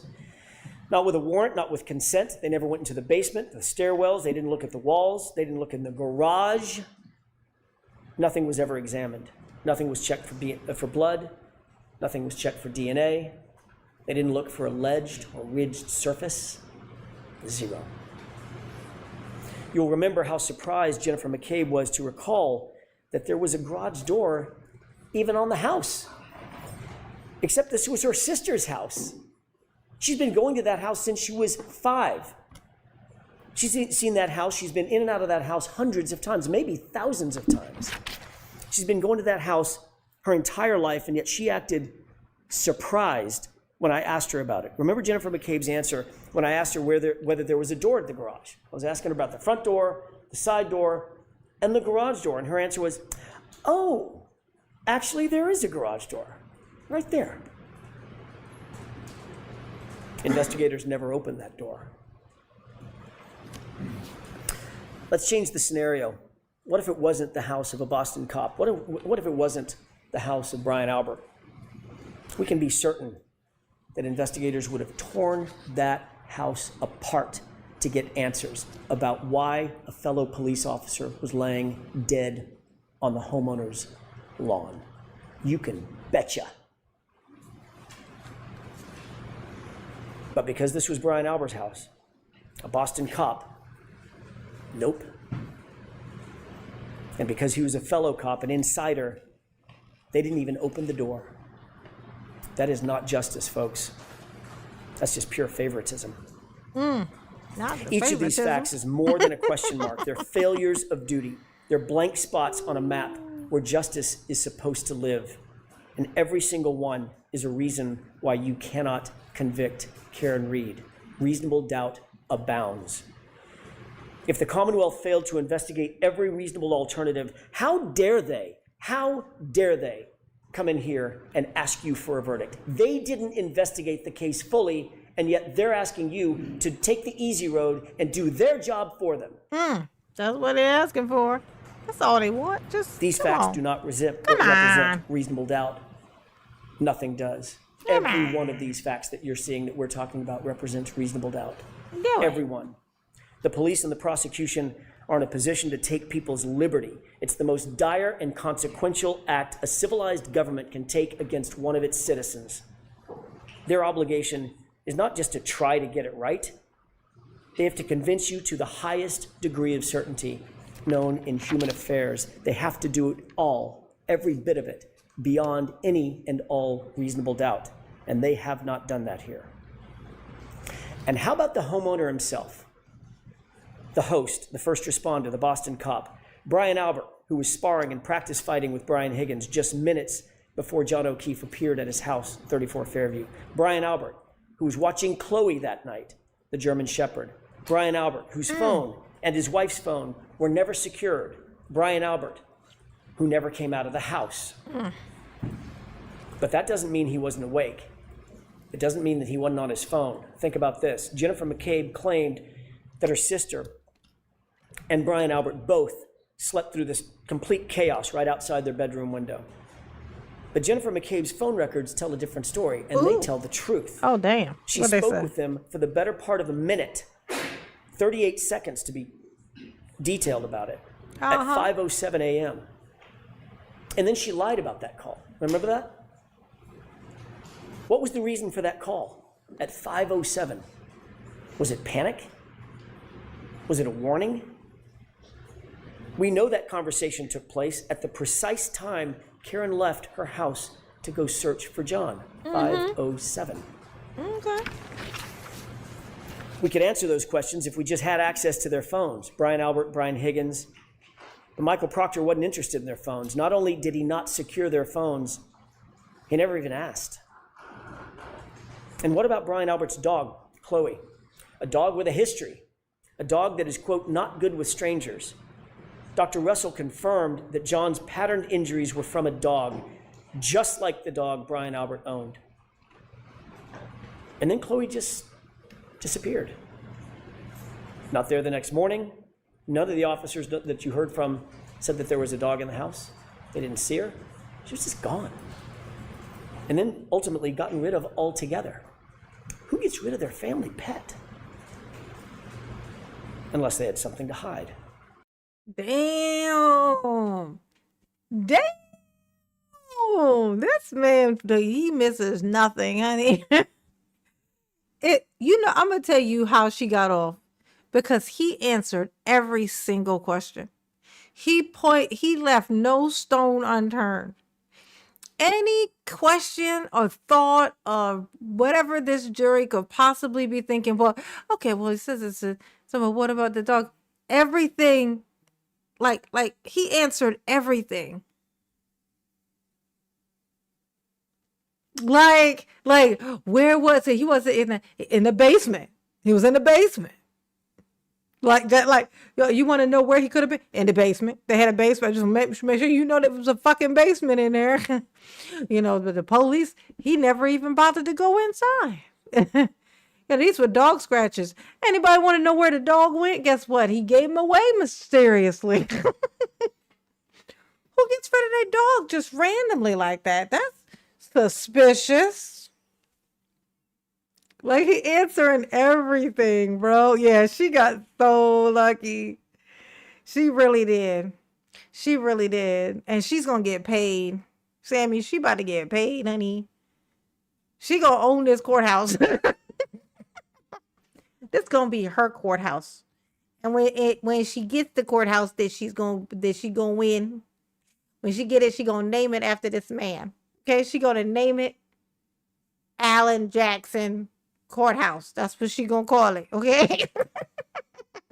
The Alan Jackson Courthouse. All right. This man is the patron saint of tailored suits, okay? Michael Proctor wasn't interested in that either. And recall the group chat with the Alberts and the McCabe's. They were getting their story straight. Matt McCabe, whom the Commonwealth did not call in this trial, instructed the group in that group chat, you'll recall, tell him to say the guy never came in the house. Think about that exact quote. Tell him to say the guy never came in the house. Wow. And Brian Albert, the patriarch of the family, exactly, exclamation point. He blessed it. With the truth, as we all know, you don't need to get your story straight. You don't need to tell someone what to say. It's just the truth. That part. And what about the Google search? A Google search that Jennifer McCabe admitted having made. Oh, God. What was A it? Google Oh, my God. I have no idea what he's about to say, but I feel like it's going to be embarrassing. Hey, Robert, what's going on? How you doing? How you doing, Robert?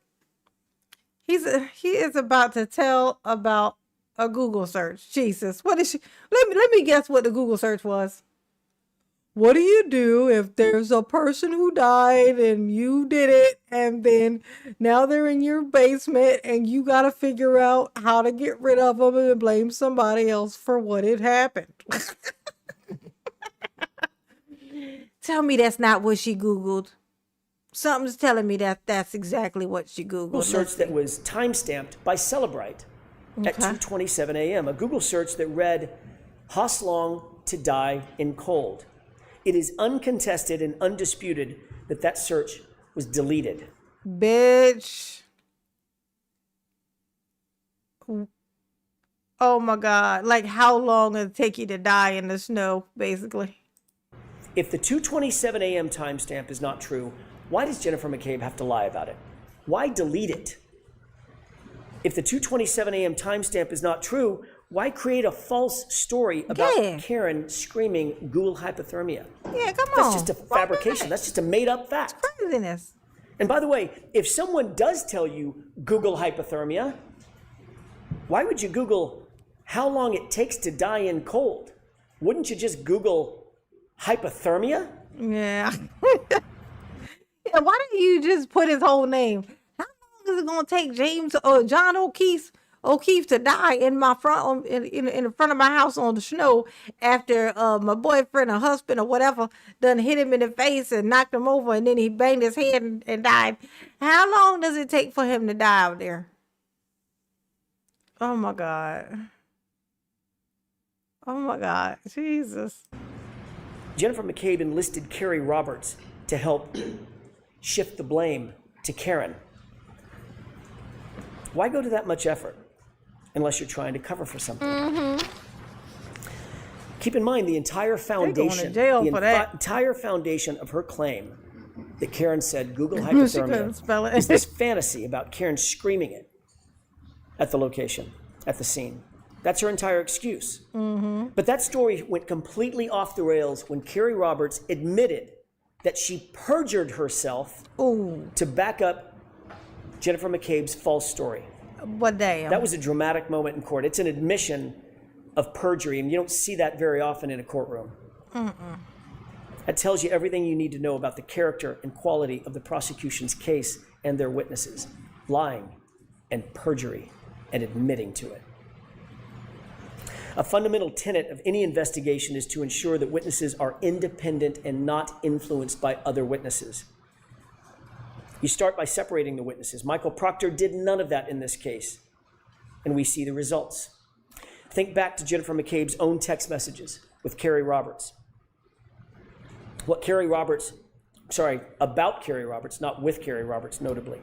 What Kerry Roberts didn't know was at the time she was being interviewed by the police, Jennifer McCabe was in real time. She was bragging about having influenced Kerry's testimony or her statements to the Alberts and the McCabes. Quote, she's telling them everything, all the stuff. Jesus. Remember that timeline that we talked about with Jennifer McCabe? That's what she was referring to. She's telling him everything that Jennifer McCabe had put in Kerry Roberts' timeline. The Commonwealth wants you to believe that Karen Read made a statement at the location, at the scene. I hit him. I'm sure you'll hear that from the prosecution in their final arguments. But their own witnesses contradict that. Jennifer McCabe admitted on cross-examination that her very first statement to law enforcement,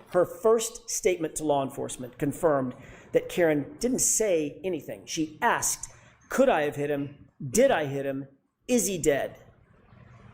The physics and the science answer that question. Could you have hit him?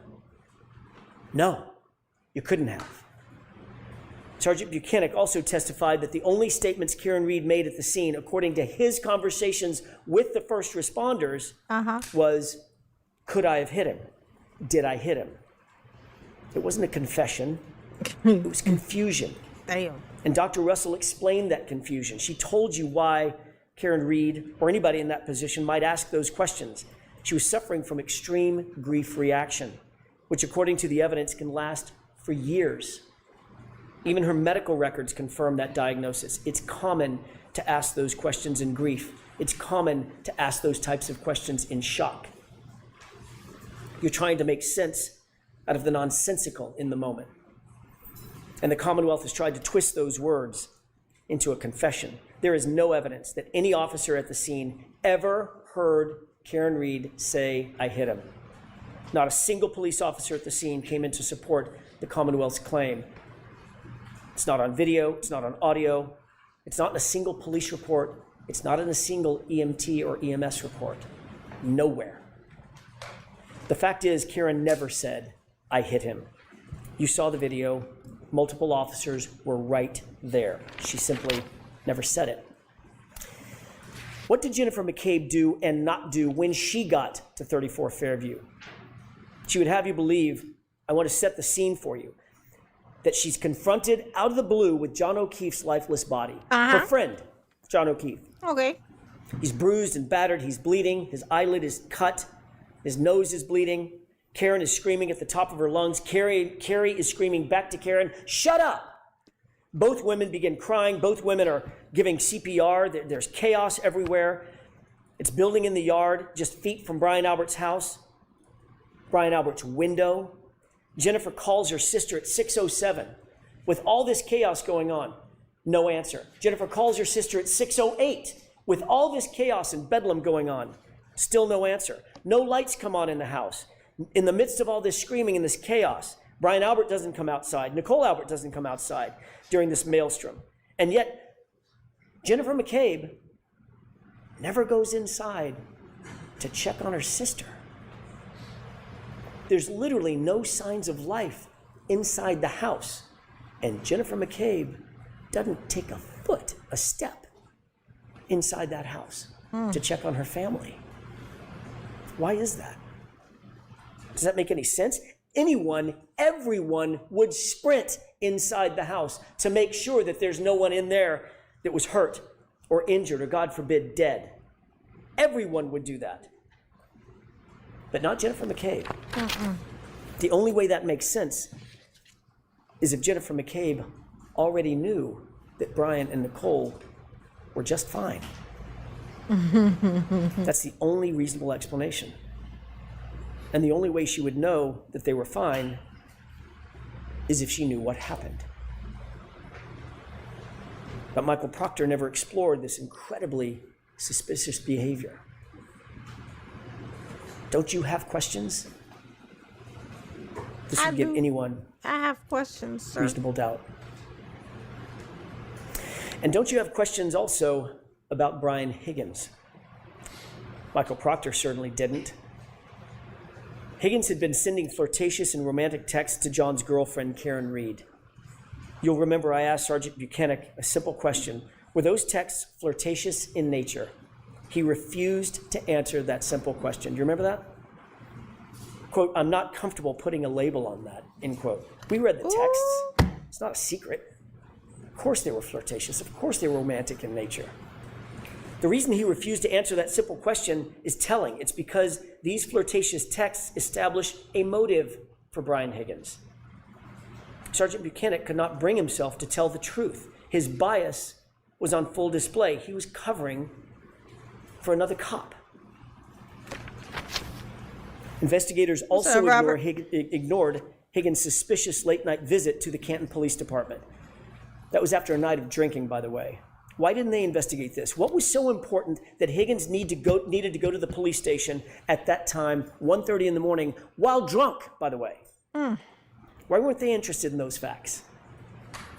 Remember, he's an ATF agent. He's a cop, a member of the Blue Wall, and best friends with Brian Albert. He would know that the CPD would be the first to get the call when someone reported John missing or injured. He would know what to look for, what to listen for, to determine if a report had been made and when and what the response was going to be. You saw the skulking through the hallways with his hood up, moving bags between cars, and of course, that late night mysterious phone call on his cell phone, a phone that you don't have and that you'll never see. All of that, and Michael Proctor never gave him a second look. All of that, and the Commonwealth, who's supposed to be after the truth, didn't call him to the stand. If you have any unanswered questions about Brian Higgins, that's reasonable doubt. Y'all see my Minecraft world? You can check out my Minecraft world. Check out all my stuff that I've made. Look, I built a modern house. Let me show you. Let me show you around my modern house. My modern home. Look at it. Ooh, look at. I built this. I built this house. The David. Oh, I'm flying. That's why. All right. Into my kitchen. Here's my kitchen. See my table and my refrigerator over there and some lights. Look at. Got my sofa. I'm gonna build a better sofa. I know how to make a good sofa now. I'm gonna take you upstairs into my bedroom, my master suite. Ooh. Into my bathroom. Ooh. We got a shower. We got a sink and a toilet, the shitter. Mama be in here Minecrafting, honey. Ooh. Turns out I got the spirit of a builder. I made a library yesterday. Look, I made this thing yesterday. Take y'all inside my library. Oh, look at the library. Ain't she nice? And then I made this thing here. I don't know what that is. It's like a structure of some sort. But I just made this thing underneath it here too. Look.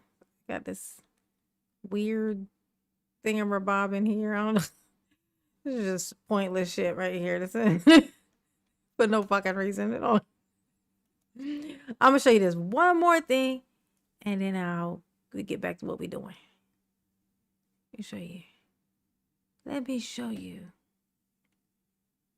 I can show you the world. I made this thing. It's like I built it into the mountain. Let me show you how you get in. I got an entrance over here.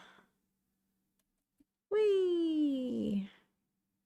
Welcome to the jungle. Look at that. Look. Whoop.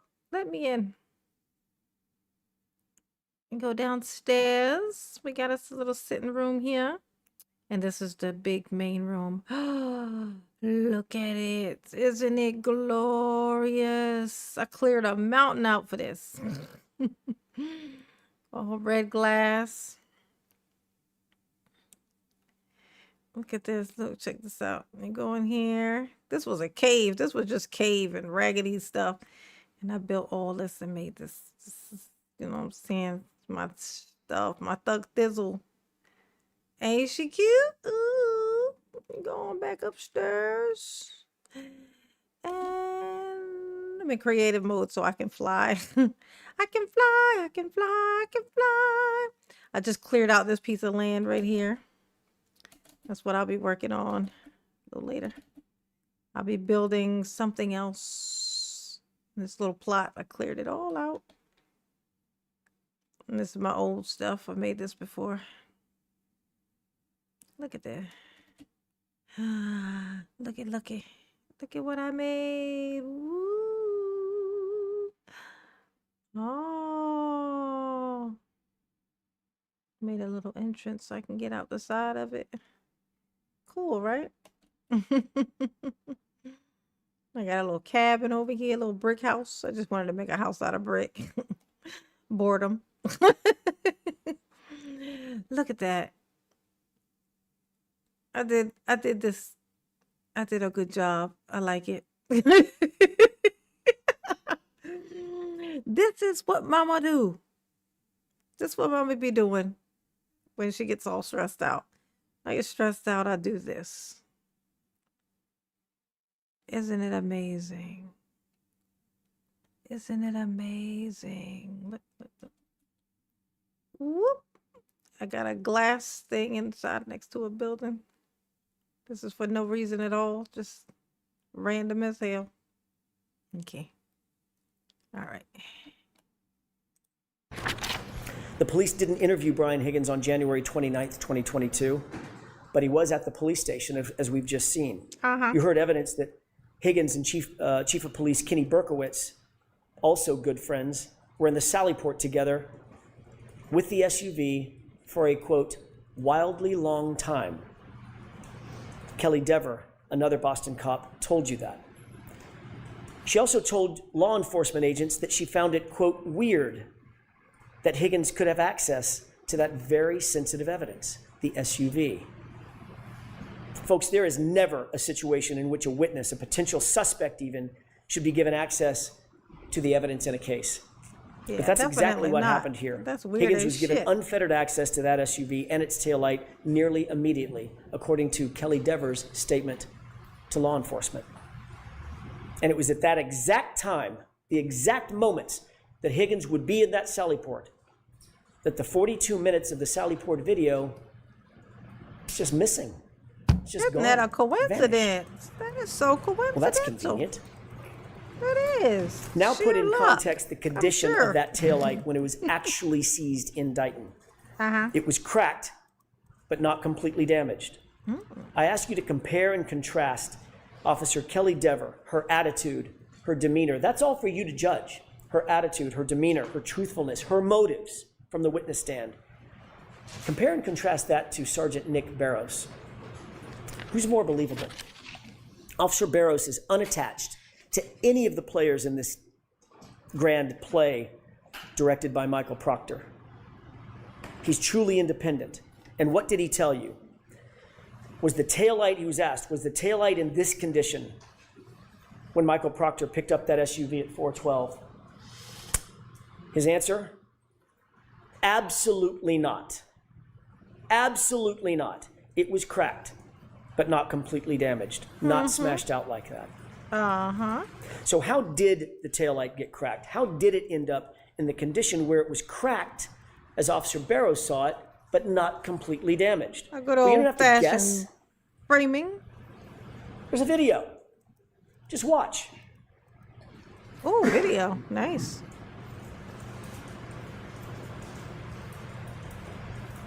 That's how it got cracked. And Judson Welcher's own recreation confirms it. Look at the contact. That's from the Commonwealth's expert. Wow. And that further is confirmed by the fact that there were no taillight pieces found in any of the initial searches conducted at the scene. 2 searches, 50-foot area searched. Not a single fragment was found until after Michael Proctor had access to and control of that SUV and its taillight. He going to jail, honey. What does that say about the character and quality of this case? He going to jail. It's revealing what happened here at trial. One of the most dramatic moments probably of the trial, Kelly Dever. How can you trust this investigation when you saw how far a police officer will go? You had a front row seat to the power of police manipulation and police corruption, a front row seat.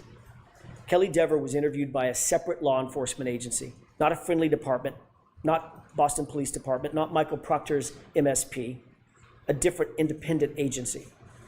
She told those law enforcement agents in a formal interview that she saw Brian Higgins and Chief Kenneth Berkowitz alone in the Sallyport with the SUV. She was detailed, she was clear, she was unequivocal, she remembered the specifics, she recalled how it made her feel, quote, weird. She recalled Oh, God. that how No, long weird. Higgins spent, a quote, wildly long time, as she described. These are all incredible details Yes. to tell law enforcement. She couldn't have been clearer. She couldn't have been more specific. But then she's put on a witness list and she's subpoenaed by the defense. Oh boy. Then this rookie cop was called up to the police commissioner's office. The same commissioner that was the boss of Brian Albert. Yes. They have a meeting, a private meeting. And he says, wink, wink, nod, nod, we support you, Officer Dever. What else was said in that meeting? What else is reasonable to believe was said in that meeting? She claimed she couldn't remember. She claimed not to remember if he instructed her to do the right thing. But the commissioner of the Boston Police Department certainly said something to this rookie cop, and all of a sudden, that detailed, unambiguous, unequivocal statement to law enforcement became, what did she say? A false memory. Oh, God. Not I didn't say it. She admitted she said it. Not the false. She admitted she detailed the entire story. She just said, it's a false memory. Wow. What? So she's called to the commissioner's office to make sure What you want? It's false. that she would do the right thing. That's why she was called. And now we know what that means. In her words, my entire career depends on what I say here on the stand. I'll quote that again. Quote, my entire career depends on what I say here on the stand. Damn. You bet it does. That's how it works. That's fucked And that's up. how we got here. At the end of the day, you have to ask yourself, can you trust the Commonwealth's case? Can you trust their witnesses? Can you trust their evidence? And here are a few of the highlights. A video that was played in a courtroom and sold as accurate. Turns out it was completely inverted, flipped backward, completely false. The test that formed the basis of their entire theory of the case. Watch closely as Dr. Welcher stands as a surrogate.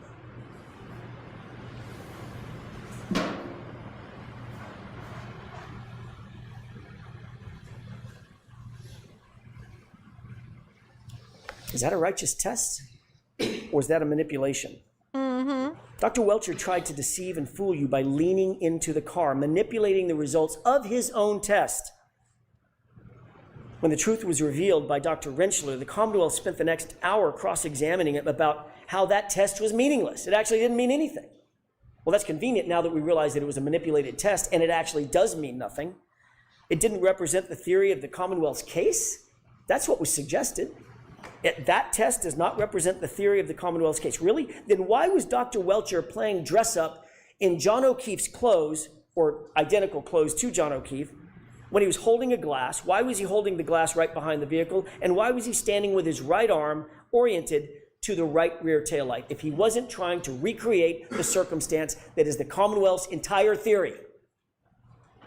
The Commonwealth stood up here with a straight face and told you they weren't trying to suggest that that's how John was hit by the car. Of course they were trying to suggest that's their theory of the case. They only abandoned it 2 days ago when it was revealed by our experts that it's physically impossible. Damn. That fucked silent up. witness. That's embarrassing. That science, that physics I'm has become embarrassed very for pesky you. to the Commonwealth because there was no collision. Dr. Welcher also told you under oath that there were no x-rays taken of John's arm. He tried to deceive you into believing that John's arm might have been broken. I don't know. I didn't see any x-rays, so I can't tell you what the damage was inside the arm. Really? Wow. The Commonwealth has had those x-rays in their possession for 3 years. And again, it took the defense to bring out the truth. The x-rays do not fit the Commonwealth's theory, so you weren't shown. And Dr. Welcher wasn't going to admit it. And my goodness, then we get to the sweatshirt. That was a moment. Mr. Brennan stood here in front of you and dramatically held up John's sweatshirt. Not just to the witness, but to you. And asked Dr. Wolf about it multiple times. Specifically, while it was in that plexiglass, asked Dr. Wolf about the multiple holes in the back of the sweatshirt. He interrupted Dr. Wolf, and Dr. Wolf started to look at the sweatshirt and say, well, and he said, how about here? Here's a hole, here's a hole, here's a hole, here's a hole. Dramatically tapping on that plexiglass. It was clear what the suggestion was, that the holes in the back of John's sweatshirt were from January 29th. That's the impression that was expected to be left with you. That's the impression that he wanted to leave with you. And that's false. The truth is, the Commonwealth created those holes. Oh, damn. They aren't holes from road rash. They weren't made on January 29th. Those are cuttings from the Commonwealth's own crime lab, folks. That's what those holes are. And even with 3 prosecutors, all 3 of them, sitting right there in the room at the time, it had to be the defense to correct that record, to bring out the truth. If we hadn't done that, what impression would you folks have been left with? No, but I know she That's lucky more as than- hell. I know that. Negligence. That's dangerous. It's dangerous. I'm going to guess that Mr. Brennan's not going to say much about this, about the fraud that was attempted on you. And if he doesn't, that speaks louder than any concocted excuse that the Commonwealth might come up with. It's shameful. It's shameful. We are after the truth. The in this truth, courtroom. honey, yes. You're entitled to it. Demand it. Now, y'all, he did this for free. He did this for $3.15. Oh my God, do you know how much business he gonna get after this? A whole hell of a fucking lot. That's the answer to the question. Okay. Oh my gosh. Damn. Imagine getting a public defender after something like this, you know? Why would the Commonwealth Oh. stoop to a stunt like that? Yeah, why would they do that? It's That's desperation. terrible. They know what you now know, what their experts know. There was no collision. So now we've reached the final moments of the trial, and you've seen the facts and you've seen the evidence, and we've just talked about dozens and dozens and dozens of facts that are reasonable doubt. Each one of them are reasonable doubts. These facts, these note cards that you're looking at, piled high, one on top of another, literally stacks and stacks of them covering the table.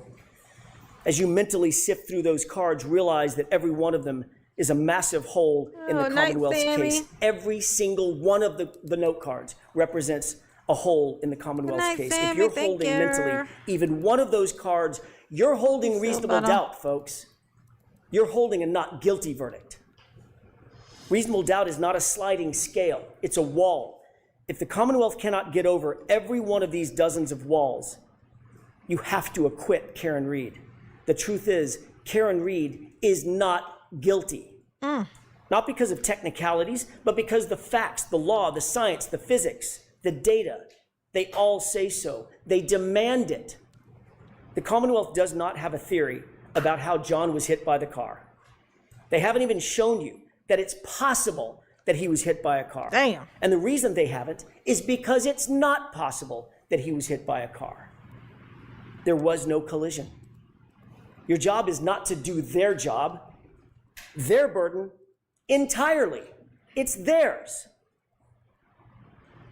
They have to prove this case and their theory beyond all reasonable doubt and to a moral certainty. And not only do they not have a theory, they can't prove one that doesn't exist. All you need to know is that the Commonwealth failed. They failed to provide you with a truthful representation. They failed to prove the essence of their case, that John was even hit by a car to begin with. They failed to prove any intent on the part of Karen Read because she has none. They failed to investigate the actual suspects in this case. They failed to present the lead investigator to you. They failed to justify the perjured testimony that you heard discussed in this case. They failed to hold accountable an officer who came in here and lied to you and claimed false memories so she could do the right thing to cover for a fellow cop or cops. They failed to maintain a fair and unbiased and honest investigation. They failed to present you with the truth. And this is what you get. An investigation that's riddled with errors and omissions and a rush to judgment and conflicted and corrupted from the start. Every part of it. That is the literal definition of reasonable doubt. How can they ask you to be morally certain based on this evidence? It's a tragedy. When the government fails so completely, so catastrophically, when there are dozens and dozens of points of reasonable doubt on the table, your duty, your oath is clear. Your sworn obligation under the law is to acquit Karen Read, not just because you can, because you must. Justice demands it. Do not let the Commonwealth get away with this. Don't let them get away with this. Yeah, do don't not let them do endorse it. And sanction They're an cheating. investigation that is broken and corrupted top to bottom. But just as importantly, Do not let Michael Proctor get away with it. And make no mistake about it, folks. If you convict Karen Read of anything, if you convict her of anything, science, the physics, the data, they lose. But tragically, Michael Proctor wins. Ah, damn. Remember his texts. Something stinks. Yeah, but serious charges will be brought on the girl. She's fucked. Could you ever say to yourself, this is justice? The fact is, there was no collision. A car did not kill John O'Keefe. So I ask you, let your voice be heard, not in whispers, but in truth. Let the community feel, through your verdict, that justice cannot be bent and that it will not be buried. Find Karen Read not guilty, not guilty, not guilty. Thank you.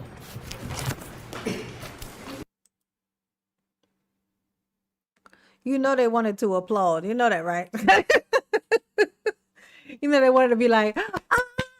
And I remember where they was at. That's crazy, bro. Oh my gosh.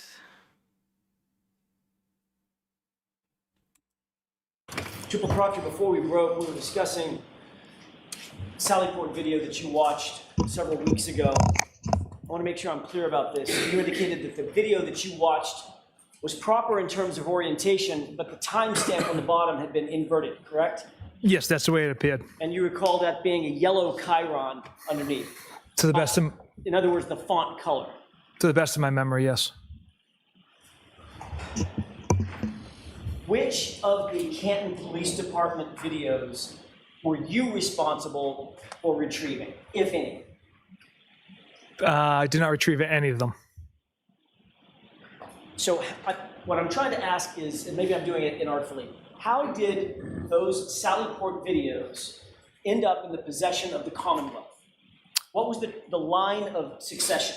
Yeah, how to get Detective Lieutenant Tully retrieved the Sallyport videos, I believe. And do you know from whom he retrieved those Sallyport videos? I believe it was Individual. the chief of police. Okay, Chief Rafferty specifically gave him whatever videos were provided. Correct, that's my understanding. And then he provided those to you for your review. Yes.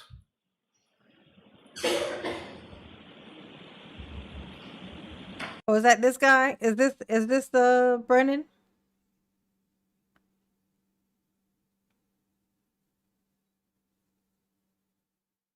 Is this Brennan? I think this is Proctor, right? I want to stay on the subject of videos for a second, but shift gears to the Ring video footage. You've already testified that there were several hundred Ring videos from One Meadows, from both the facing the driveway and the front door camera, correct? Yes. As the case officer, you obtained and controlled those Ring videos from One Meadows from the moment that they came into Massachusetts State Police custody until they were handed over to the Commonwealth, correct? Yes, they were archived. You drafted the search warrant for the Ring video access records, correct? I did. You obtained the warrant returns once those search warrants were executed, correct? I did. You took possession of Mr. O'Keefe's cell phone physically, correct? Yes. And you had access to Mr. O'Keefe's Ring account in that cell phone, is that right? Correct. You indicated that you reviewed several of the videos on his Ring app on his cell phone, is that right? Yes. So you obviously Yeah, so this is Proctor. So we watched the other day when we were watching this, we saw him, but I think it was in the second one. So this is in the first one, the first trial. So he's probably feeling pretty confident right here. obviously had not only possession of his cell phone, you had possession of his login account information to get into the app on his cell phone. Is that right? Yeah, this lawyer who's talking is the same guy. He just didn't have his beard in yet. He got a beard now. He didn't have a beard before. I could tell by his forehead. I recognize.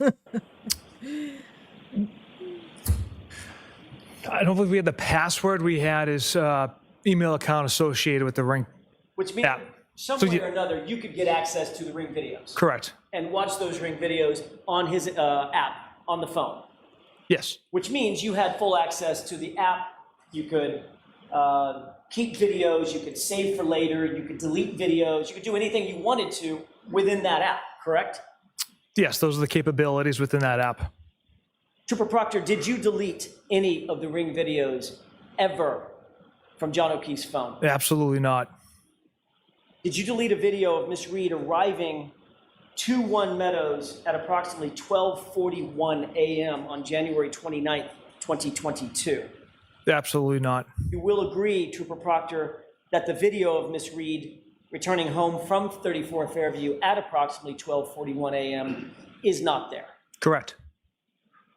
As the case officer, you're aware that Trooper DeChico also reviewed some or all of those videos, correct? Yes. And he did that at your request. Correct.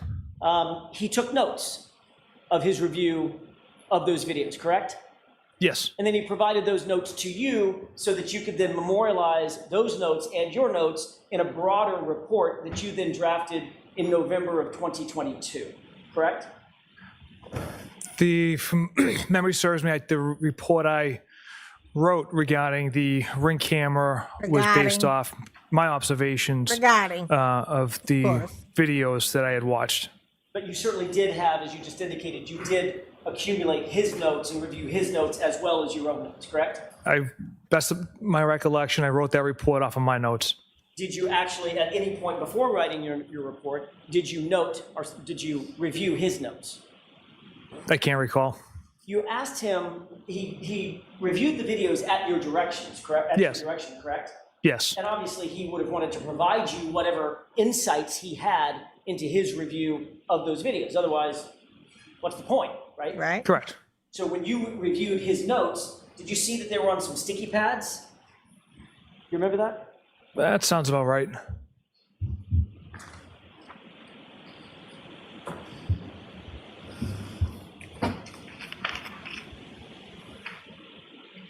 Do you recall exactly, as you sit here, exactly what was on one or more of those sticky pads that you reviewed from Trooper DeChico? I don't know. Would it refresh your recollection if you would take a look at a copy of those notes? Yes. May I, Your Honor? Yes.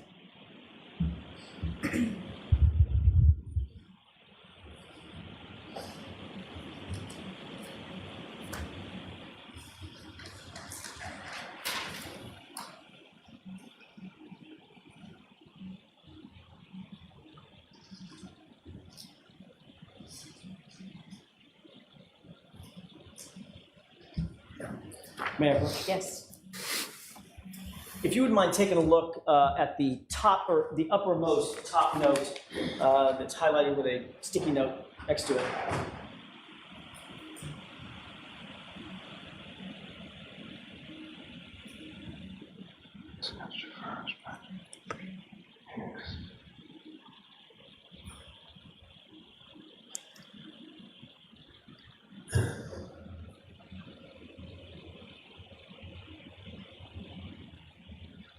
Okay, sir.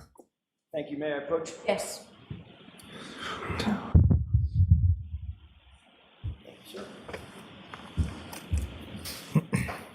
Trooper Proctor, do you have these notes in mind, specifically the uppermost note? The 0041? Correct.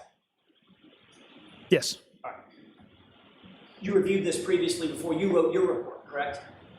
Yes. All right. And you note that at 0041, which is a time relative to what DeChico was looking at on the Ring video, he indicated taillights from driveway, parentheses, I think she arrived home, in parentheses, correct? Correct. 0041 is what? What's that in reference to? Just after midnight, the approximate time where Miss Reed will be returning from Fairview Road. It's military time for 12:41 a.m., correct? Yes.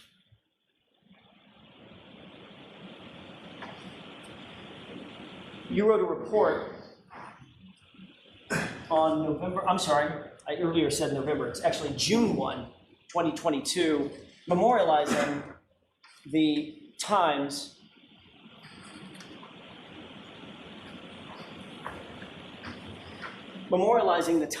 that were of note to you in that ring footage, correct?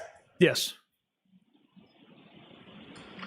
Do you recall every single entry that you made concerning the events that were of note to you that were reflected in your report? The majority of them. Not every single one. Would it refresh your recollection to look at a copy of your report to determine what all you did and did not note? Yes, sir. May I approach? Sure. Do you have it with you, Trooper? Do you have your report with you? Don't you want me to know?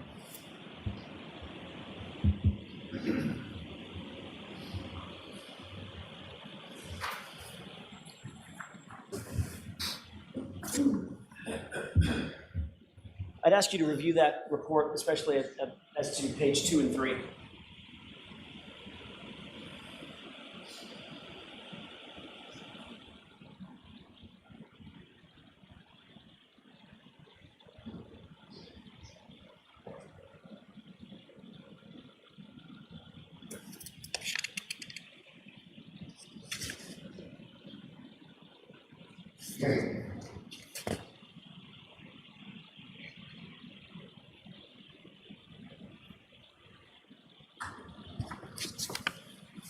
May I approach? Yes. Thank you. Trooper, do you have those events in mind? I do. Your report is dated June 1st, 2022, correct? Correct. And reflected in this report are the bullet points of the times that you found of some note in your review of all of the ring footage from One Meadows, correct? Yes. In your report, there is no mention of the footage showing Karen Reed arriving home at 12:41 a.m., correct? Correct. And that's notwithstanding the fact that in Trooper DeChico's report, in his handwritten notes, he makes note of an event at 12:41 a.m. indicating, I think she arrived home, correct? Correct. So sometime between when Trooper DeChico wrote his notes and when you wrote your report, that video footage vanished, correct? There's also no date on Trooper DeChico's notes. We have many dates from Ring Video, so I don't know if he's referencing a different date. Well, you're aware that the video footage from 12:41 a.m. is gone, correct? Yes, it's something I've tried to find through Ring for months, as well as the video when Miss Roberts, Miss McCabe, Miss Reed arrived back at John's and they're looking at the broken taillight. That video is gone as well. So at some point, while this footage was in Massachusetts State Police custody and being reviewed by Trooper DeChico, that video existed, didn't it? Objection. The objection is sustained. Mr. Jackson, don't waive that again, okay? Yes, Your Honor.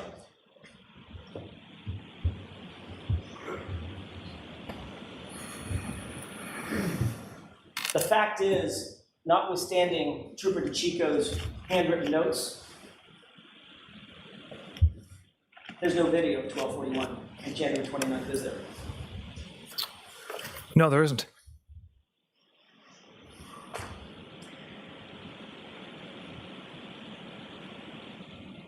Trooper Proctor, would you agree that from the very beginning of your investigation, you treated Karen Reed very differently than you treated the Alberts and the McCabe's in this case? Objection. I'll allow it. Was she treated differently? Absolutely not. Like I've said before, we followed the facts and the evidence, with an open mind. Did you consider her to be, for want of a better phrase, an outsider? No, not at all. Not somebody from Canton, No, not at all. not family, not friends with the Alberts? Absolutely not. At some point, your view of this case caused you to turn what could be described as a bias into an out-and-out hatred. Would you agree with that? Objection. Sustained. Did you develop some sort of hatred for Ms. Reed at Objection. any point in your investigation? I'll allow it. Again, we follow the facts and the evidence which showed Miss Reed hit Mr. O'Keefe with her vehicle. And yes, at times I got emotional because of that. And I said some stuff, texted some things I shouldn't have, but it was based off the evidence. As a matter of fact, you did express your feelings about Ms. Reed in yet another text message that we haven't gone over yet today. Is that right? On February 4th, 2022?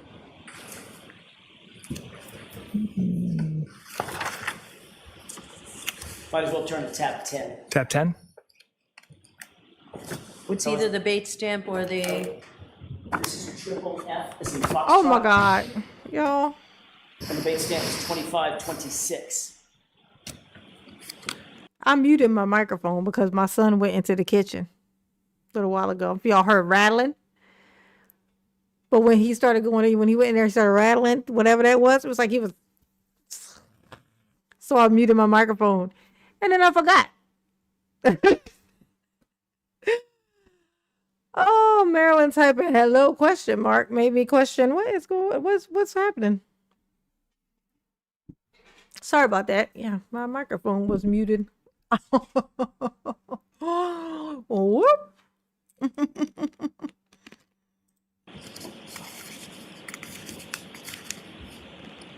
The like button for mama.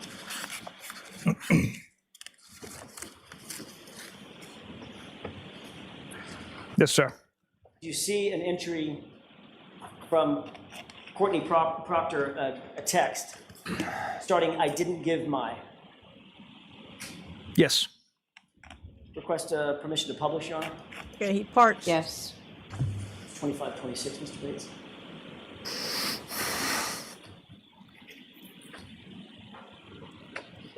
On that date, February 4th, 2022, your sister texted in relation to some sort of donation that she had given. "I didn't give my name as I didn't want anyone to link me to Michael," meaning you, correct? Objection, Your Honor. May we approach? Okay, take that down. Why they gotta take it down? Hey, this is the same one that. So this is the same one that we were. So the one we were looking at, I knew it. I knew he was snoring. I said it. I called it.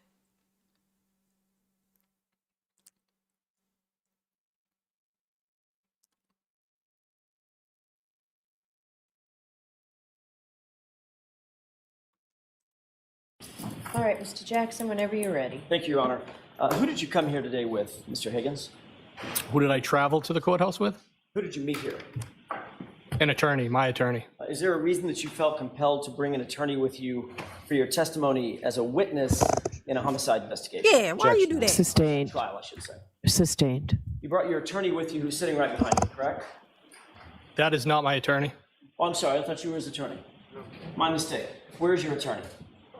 I don't know. He might be in the courthouse. Is he in the building? I don't know where he physically is right now. Okay, without telling me anything that you said to your attorney, did you meet with him this morning before your testimony? Yes. Did you meet with him during the break? Again, don't tell me what you talked about, but did you meet with him during the break when we took a break a few minutes ago? Yes, I did. Okay. And obviously the subject matter, again, without telling me any communication, the subject matter was your testimony here today, correct? No. How many conversations have you had with Mr. Lally about your testimony or your proposed testimony in anticipation of you testifying today? One. When was that? That was on Monday. How long was that conversation? I would say under an hour and a half. In person or over the phone? In person. Where was that conversation? That was at the DA's office. Who else was there? My attorney, victim witness advocate, I believe her name is Kristen Collins, ADA McLaughlin, ADA Lally, and Lieutenant Brian Tully from the Mass State Police. Anybody taking notes? I did not. I don't know if anybody was taking notes. Well, you were sitting there watching Lieutenant Tully. Did he take notes? Not that I saw, no. So you had an hour and a half long conversation with the prosecution team and a police officer witness, and you're telling me that you did not see anybody taking a single note down.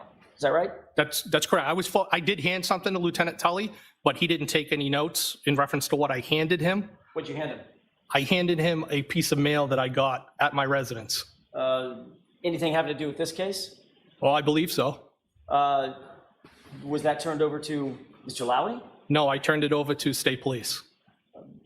Your Honor, may we approach for a second? Yes. Other than that piece of mail that you handed to Lieutenant Tully, was there any other exchange of documents or anything like that? Have you shown anything in anticipation of your testimony? The only thing I can be recalled showing was a photograph of the exterior of 34 Fairfield Road in Canton. What about the text messages that you just went over extensively? Were you shown those? I was shown a pile of papers, and I was advised that those text messages were going to be, they were put into another format so they were easier to read. And these are the screenshots that you've just described on the exhibit. Well, as I said, he showed me the stack, said they were the text messages. They were in a different format, but I'm assuming that's what they were. What was your assignment with the ATF back in 2022? I was assigned to the Bridgewater Field Office, but I was full-time with the United States Marshal Service doing fugitive apprehension. And where were you physically officing out of? Well, I continue to maintain the office at Canton PD. Okay, but to be clear, you were a federal officer, not a Canton police officer on some sort of a task force with Canton PD, correct? No, I was not on a task force with Canton PD. But you did have an office at Canton PD based on a personal relationship that you had with the chief, correct? He gave you this office as a courtesy, is that right? So if I can explain, Yes or no? Was it provided as a courtesy? well, working partnership, I would say. And you've been asked that specific question in a prior hearing, correct? Yes, In June of 2023, right? yes, And you explained, look, there was a personal relationship that I had with Chief Berkowitz. I did. It was born out of Tragedy, a family tragedy that he was aware of. horrible tragedy, yes. And based on that personal friendship and that personal relationship, he offered you the convenience of officing out of Canton PD. I would say that's a good summary. And in addition to just having an office there, you also had a key card access, correct? I did, to get in and out. What was the name that you used? You said it was a proxy card? I think it's called, I think in the IT world, it's probably called a proxy card. That's what I know it to be. So you had both a physical office and full access to Canton PD, all based on the friendship and relationship and convenience. The friendship and relationship you had with Chief Berkowitz and the convenience that he wanted to give you for having that office there, correct? No, I wouldn't say full access. I had access to certain areas within the department. Well, you certainly had access to and from your office. Yes, You had ingress and egress to the Canton Police Department. yes, You could go in and out of the Sally Port. I could. You could go upstairs to Chief Berkowitz's office. Yes, You could go downstairs to the dispatch area, which is on the first floor, correct? yes, And then you could go out to the Sally Port, into the Sally Port, across that garage, those two bay doors at your leisure. well, that would exclude the evidence room, the arms room, and places like that. I didn't have access to those places. Right? But the places that I just mentioned, you did have access to. Yes, absolutely. You'd had that office for what? Back in January of 2022. Probably had that office for more than 3 years. I would estimate probably sometime around 2018. 2018. Okay, Yeah. not 18 years. 2018. No, 2018, I'm sorry. Okay. My apologies. So, yeah, maybe close to 4 years. Yes, Okay. I want to turn your attention. Y'all know who he remind me of? He reminds me of, 30 Rock. Remember 30 Rock? Remember Jack from 30 Rock? Does he not? He looks like Jack from 30 Rock. Am I crazy? Like, are you seeing it? Oh no, it's giving Jack from 30 Rock.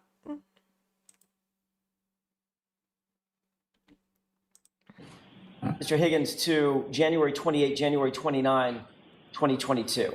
By the way, I should ask another foundational question. Are you currently still at ATF? Am I employed by ATF? Correct. Yes, I am, a special agent, yes. And what is your current billet or your assignment? Objection. Is that something you're free to discuss? I'm assigned to division operations at this time. Okay, what does that mean? You're taken out of the field? Was I taken out of the field? Yes. Are you no longer in the field? Objection, Your Honor. Move to strike. Sustained, let's move on. You may be able to come back to this. Thank you, Your Honor. I want to turn your attention now to January 28, 29 of 2022. You recall those dates? I do, You've been living with those dates for the last couple of years. like a nightmare. John O'Keefe's body was found outside your friend Brian Albert's house on the morning of January 29th, 2022, correct? Yes, You've previously testified that on January 28th, you had gone to New York for this memorial service, correct? funeral service, yes. The funeral service, not the memorial, you separate the two? So, well, the wake would be the night before, funeral, I call them the services. It wasn't a memorial. Memorial to me would be more of like an annual thing. This was the services. Understood. Just want to be clear. So you went with Brian Albert, Kevin Albert, and Eddie Hernandez, is that right? I traveled down there myself, but I met up with them. To go to the services. Yes, Is it fair to say that you and Brian Albert and Kevin Albert sort of run in the same social and professional circles? I mean, without speaking for anybody else, I think we know a lot of the same people. Go to some of the same holiday parties, for instance, Yes, go to some of the same events, whether they're law enforcement events or otherwise. retirement parties, yes, things like that. Might meet up at a bar and have a social drink together. Yes, Might share a meal together, correct? yes, And you would agree that you particularly are pretty well connected to the Canton law enforcement community. Could you qualify that, explain that? You know quite a few cops, right? Well, it's a small department, so I do know everybody in the building in some capacity. Okay, so my question is, you know quite a few cops in Canton. I do. You're pretty good friends with, as a matter of fact, maybe best friends with the chief of police, former chief never of watched police, Katie 30 Rock? Berkowitz, correct? Yes, Jealous. You know Brian Albert, he's a Boston police officer. yes, You know his brother and You worked with should his start. brother, It's the at most Canton PD, hilarious correct? thing ever. yes, So it's fair to say, back to my original question, you're relatively well connected in the law enforcement community, the fabric of that community in Canton. Is that right? Well, I think that comes with working with people, yes. Is that yes or no? Yes, Okay. As a matter of fact, you've even given a personal toast at one of these events, these retirement events, et cetera, correct? Chief Berkowitz, yes. And during the course of that toast, you even said, if you want to hide a body, Kenny Berkowitz is your man, correct? Objection. Did That you was a say joke. that? Did you say that? I don't recall that. You don't remember telling that joke in front of a room full of folks? I don't. If you want to hide a body, Kenny Berkowitz is your man? I don't. You will agree that some of your closest friends are some of the more powerful people in Canton in terms of politics and law enforcement, right? Objection. Ask it differently. At that same retirement dinner, there were members of the DA's office there, correct? Yes, As a matter of fact, the DA, Michael Morrissey, was there. I believe he was at one point. All right. And that was the same event that you gave either a keynote speech or some sort of a speech for Chief Berkowitz's retirement. Is that right? Yes. How long have you known Brian Albert specifically? I think I had some interaction with him when I was on the Cambridge Fire Department in my capacity in fire investigations. And then I would say pretty much through my entire career at ATF, you know, I came into contact with Brian. Give me a number of years. Well, I've been with ATF now for 15 years. I've probably known him at least that whole time. You'd say that you have both a social and professional working relationship with him? I would say yes, he's a friend. Frequently drink together? We have drank together. I wouldn't say frequently, but yes, we've drank together. Break bread together? Have meals together? Absolutely had lunch. As a matter of fact, you were asked at a prior hearing whether or not you could put a number on the number of times that you've had drinks with Brian Albert, and you said somewhere around 50 or something like that? Or under, actually you said under 50? Under 50, I think I might have said 30. And that was in 2 years. correct? Yes. So not under 50 in the entirety of your relationship, a 15-year relationship with Brian Albert, literally in the prior 2 years when you gave your testimony in June of 2023. In those 2 years, you met up with him and had drinks under 50 times. Was that a question? Yes, Well, could you rephrase it? sure. Is it true that you testified, answer, quote, I mean, in 2 years, I mean, maybe under 50? Right? End quote. Yeah, Alec Baldwin, right? And in 30 Rock. It's giving Jack. That's Jack's name, Alec Baldwin. Definitely. He's definitely giving Alec Baldwin for sure. From 30 Rock, his character Jack in 30 Rock. Definitely. Most definitely.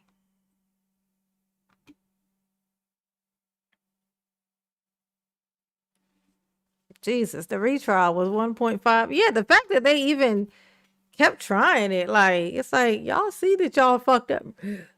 Why is y'all coming back for round 2? Like, you, like, say I can't admit I'm wrong without saying I can't admit I'm wrong, you know? And then they're gonna have to pay her. Look, all that just to then have to pay her also when she sued the shit out of them. Shit's hilarious, bro. And terrible. That was your testimony to how often you socialized with Brian Albert, correct? So we socialized more when I started working with his unit.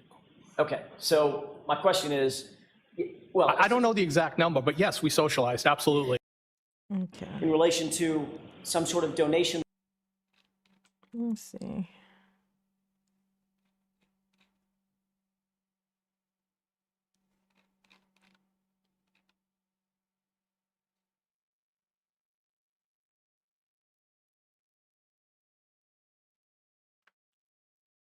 Okay.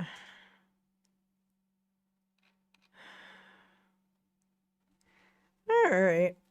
That was 3 hours. I've learned a lot. I learned a lot in that one that I just did not know. I'm literally learning about this case just with you. I'm just learning because I have no idea. I have no idea.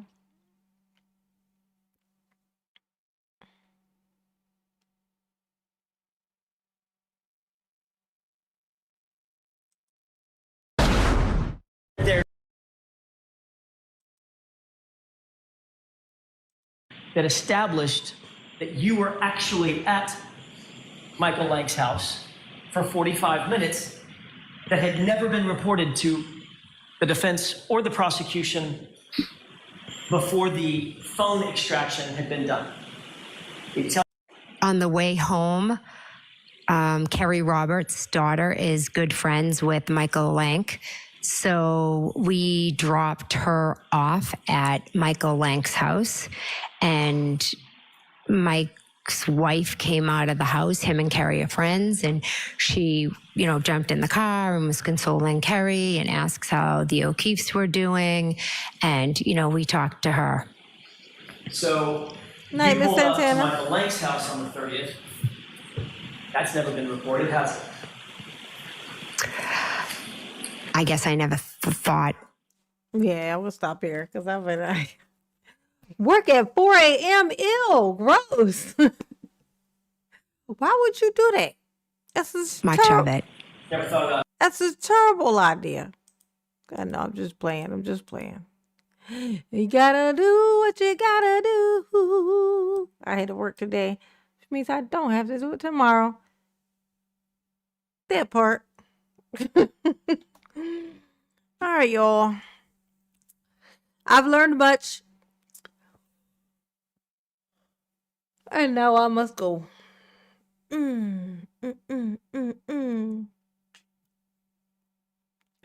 Said, my dog shut off my iPad. Don't tell Sammy. Yeah, Sammy is gone. She done said goodbye. That's people at work. Yeah. This is true. Okay. All right, y'all. Thanks for popping in. We absolutely did not meet our goal.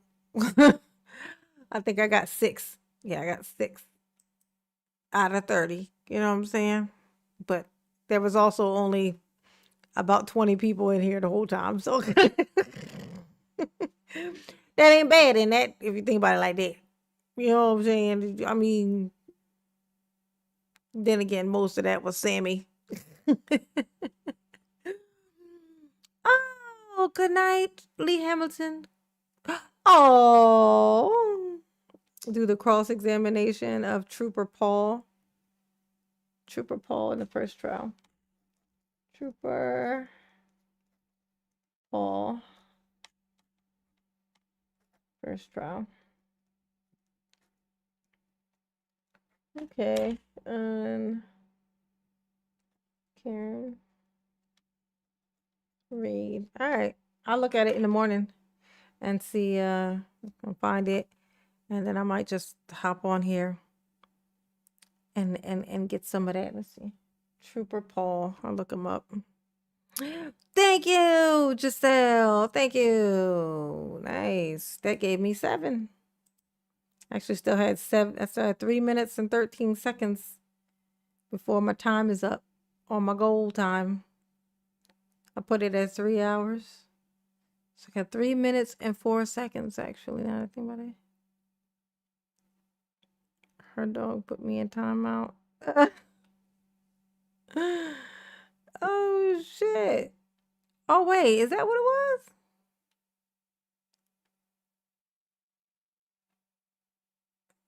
That's wild. Yeah. Okay. All right, y'all. All right. Good night. See you tomorrow.